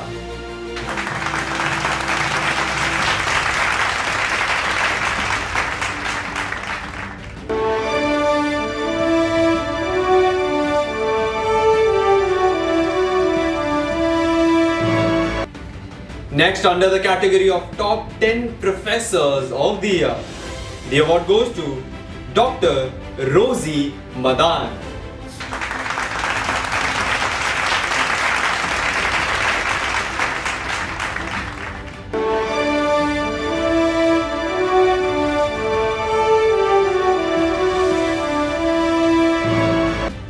Next, under the category of Top 10 Principals of the Year, the award goes to Parul Bhargava.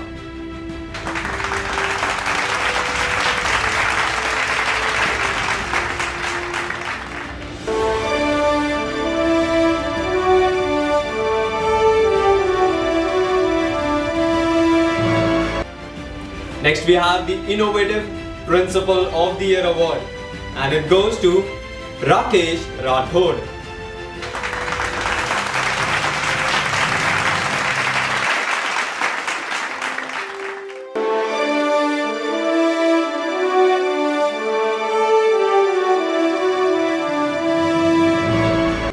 Next we have the award for contribution to education community, and the award goes to Urfana Amin Mohargin.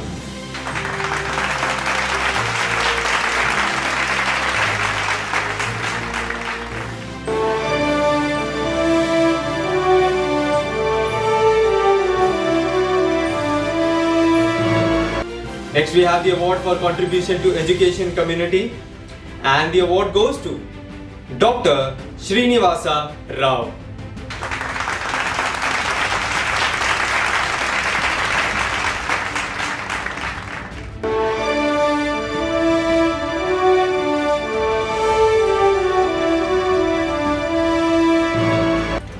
Next, we have the outstanding contribution in research and education sector, and the award goes to Madhuchandra Lakshman Bhusare.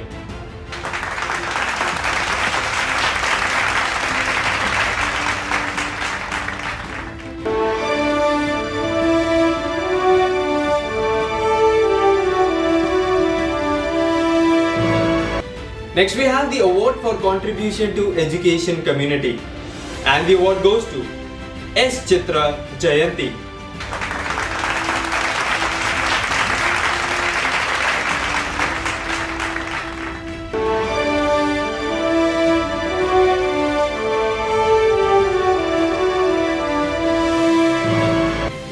Next we have the Young Scientist of the Year award, and it goes to Sagrika Sipra.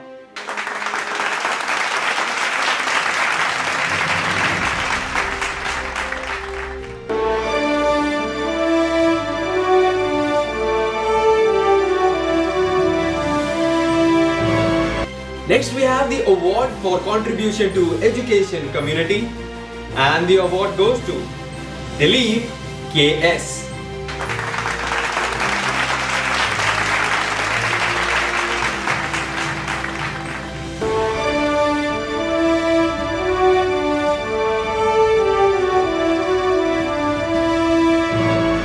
Next we have the award for contribution to education community, and the award goes to Madhavi S.R. Udgir.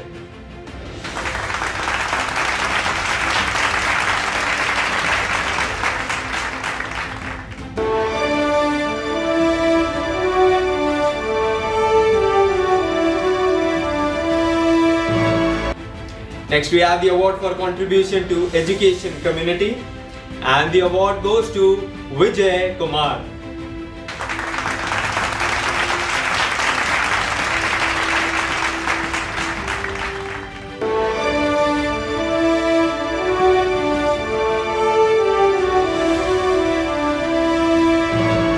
Next we have the award for education community, and the award goes to Vandana Singh.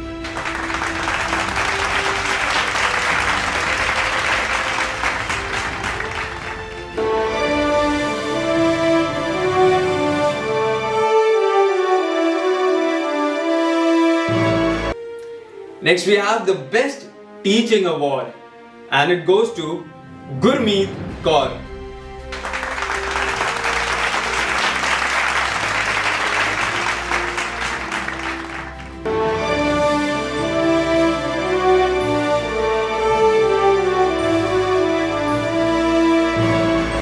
Next award is for the outstanding leadership, and it goes to Veena Mishra.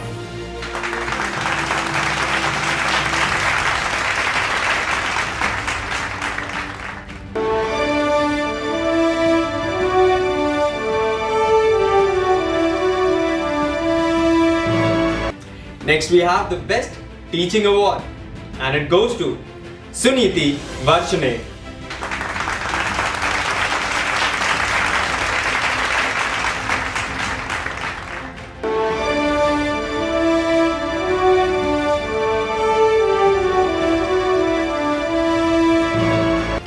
Next award is for the contribution to education community, and it goes to Cyril Kadam.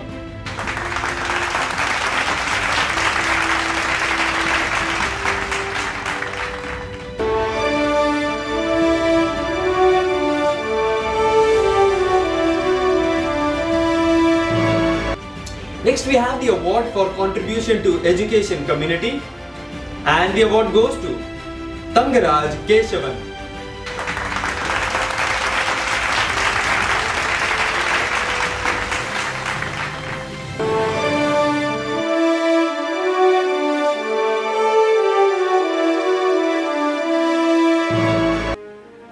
Next we have the award for contribution to education community, and the award goes to Nilesh Misal.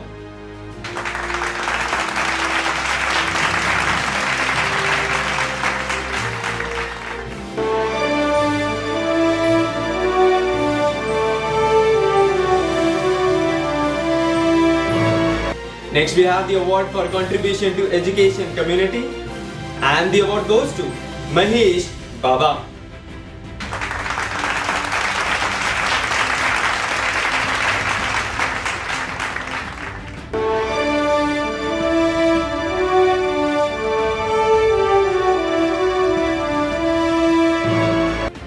Next we have the award for contribution to education community, and the award goes to Abhinav Gupta.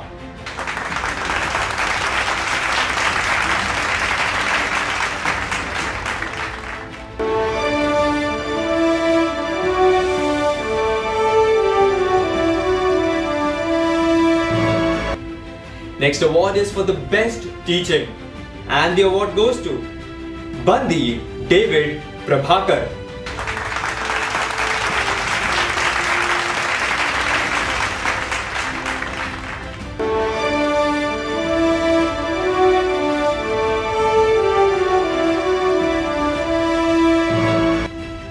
Next award is for the contribution to education community, and the award goes to Angel Thai.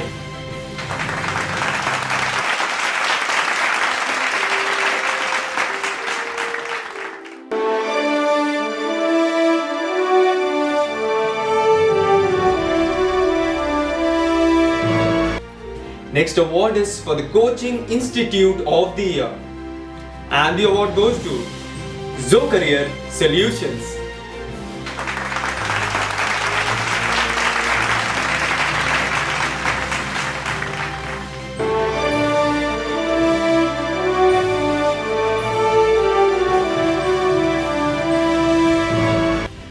Next award is for the contribution to education community, and the award goes to Nityananda.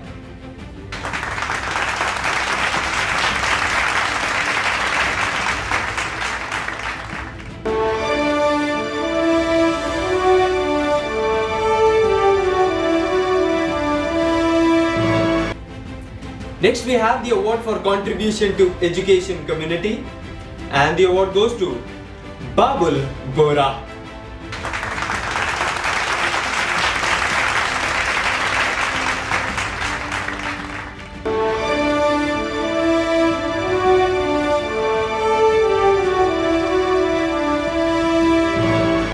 Next we have the award for education community, and the award goes to Shivani.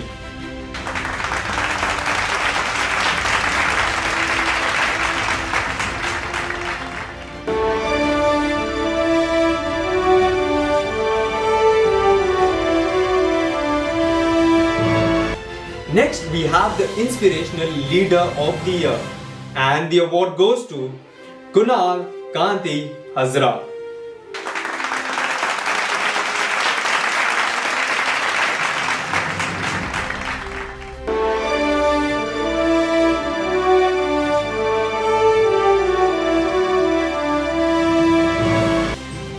Next we have the award for contribution to education community, and the award goes to Dr.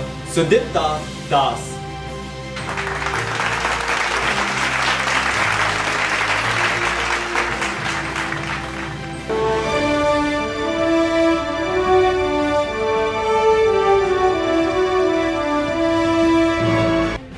Next we have the Teaching Excellence Award, and it goes to T. Sanjeevi Jairam.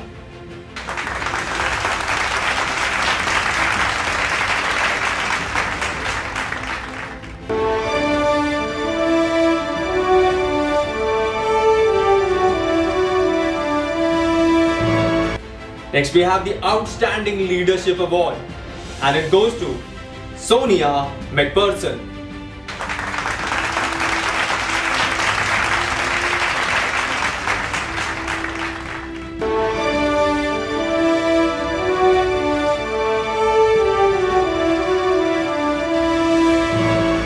Next we have the Best Teaching Award, and it goes to Dr. Vishwajit Brahma.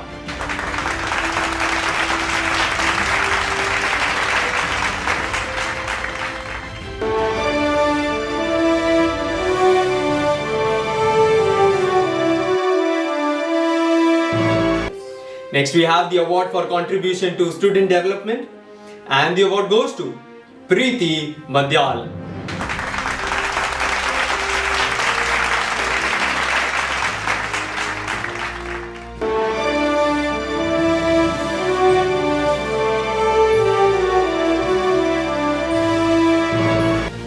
Next we have the award for contribution to education community, and the award goes to Sanjoy Samantha.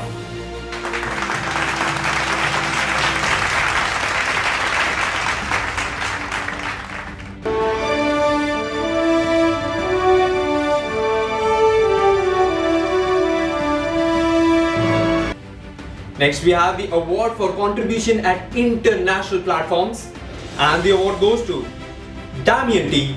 Aldridge.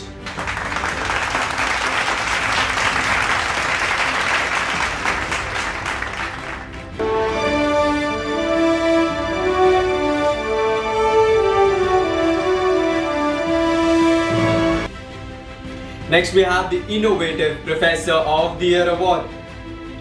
Patti! Mindai. Next we have the Innovative Professor of the Year Award, and it goes to Dr. Kumar Saurav.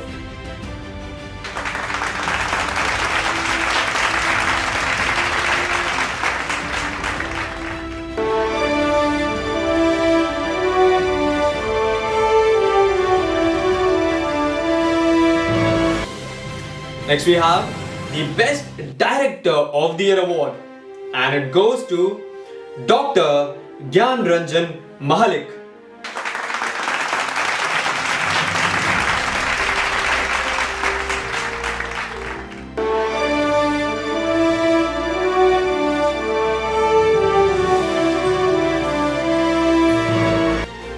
Next we have the Young Professor of the Year Award, and it goes to Dr. Vijay Kumar Thota.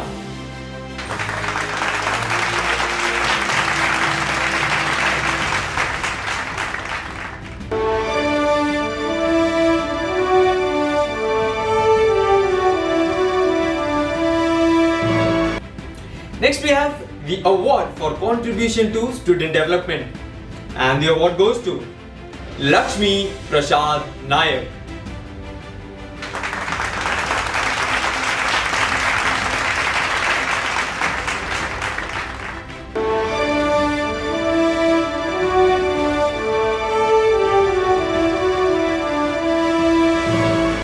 Next we have the Innovative Educational Leader of the Year Award, and it goes to Gurjeet Kaur Bhatia.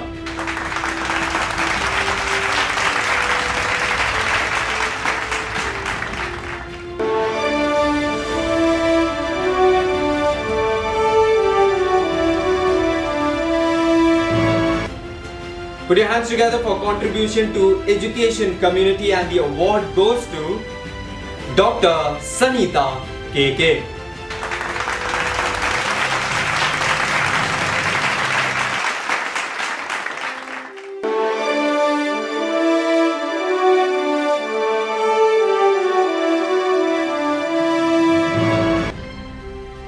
Next we have the Young Researcher of the Year Award, and it goes to Kiran Arun Suryavanshi.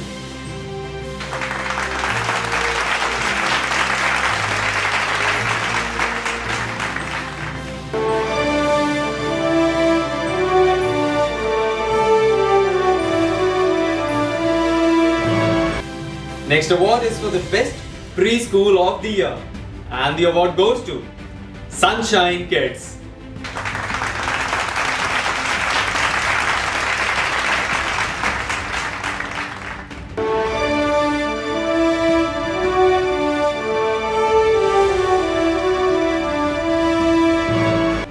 Next we have the Outstanding Commitment to Sports Award, and it goes to Modern Public School.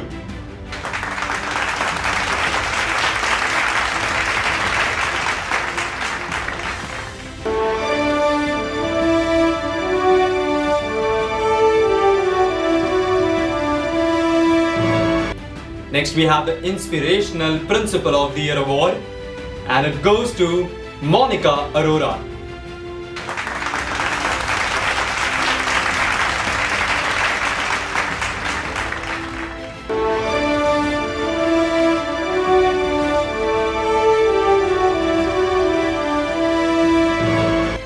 Next award is for the Best Director of the Year, and it goes to Shrimati Kesan.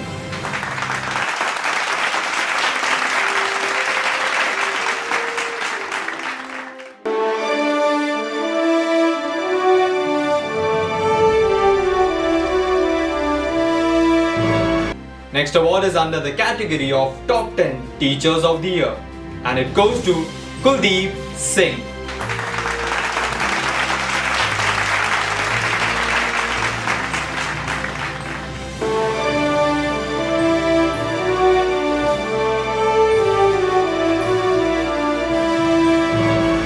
Next award is for the Best Principal of the Year, and it goes to Rajni Khosla.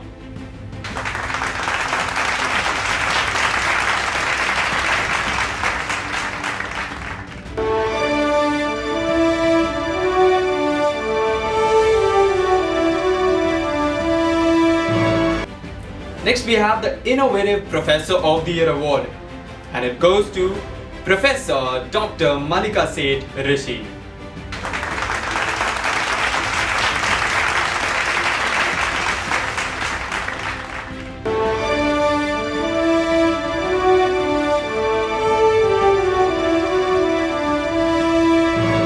Next we have the award for contribution to education community, and it goes to Raipa Gaundi.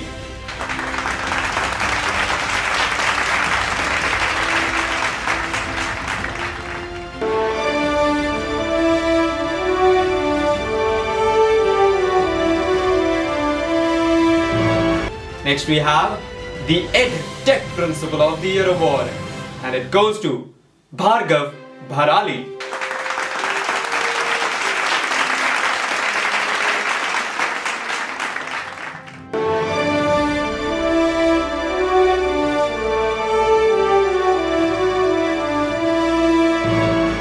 Next award is for the contribution to education community, and it goes to Dr. Sushila.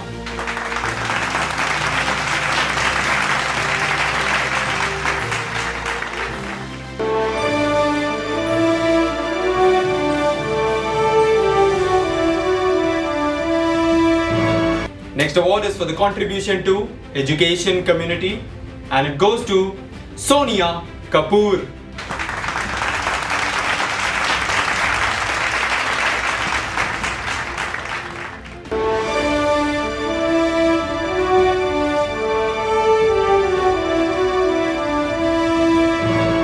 Next we have the award for education community, and it goes to Shishma Mishra.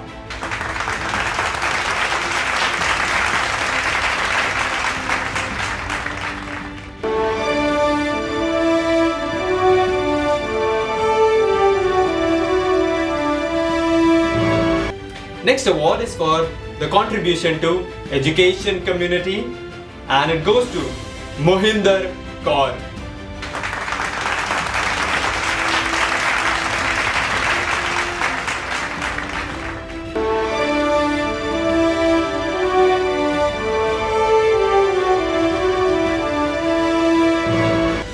Next award is for the contribution to education community, and it goes to Anubha.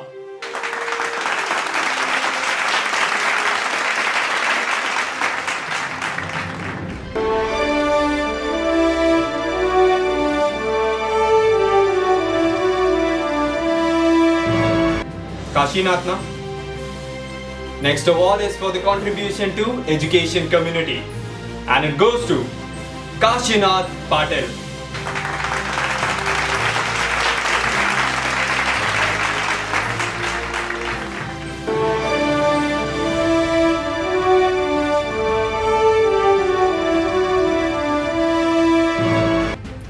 Next we have the best teaching award, and it goes to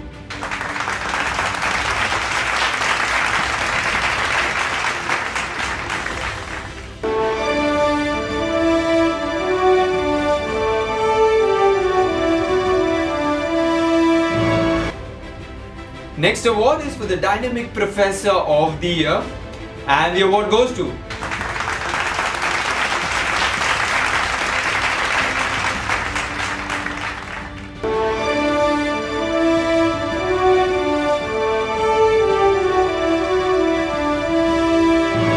Let me end with a new beginning. Let me first congratulate each and every one of you, all the beautiful participants, all who tuned in from the very beginning till the very end. I'm sure each one of you enjoyed this journey during the Global Teaching Excellence Awards 2020. It's not only you and me, a beautiful team for this huge event that was hosted through the online platform.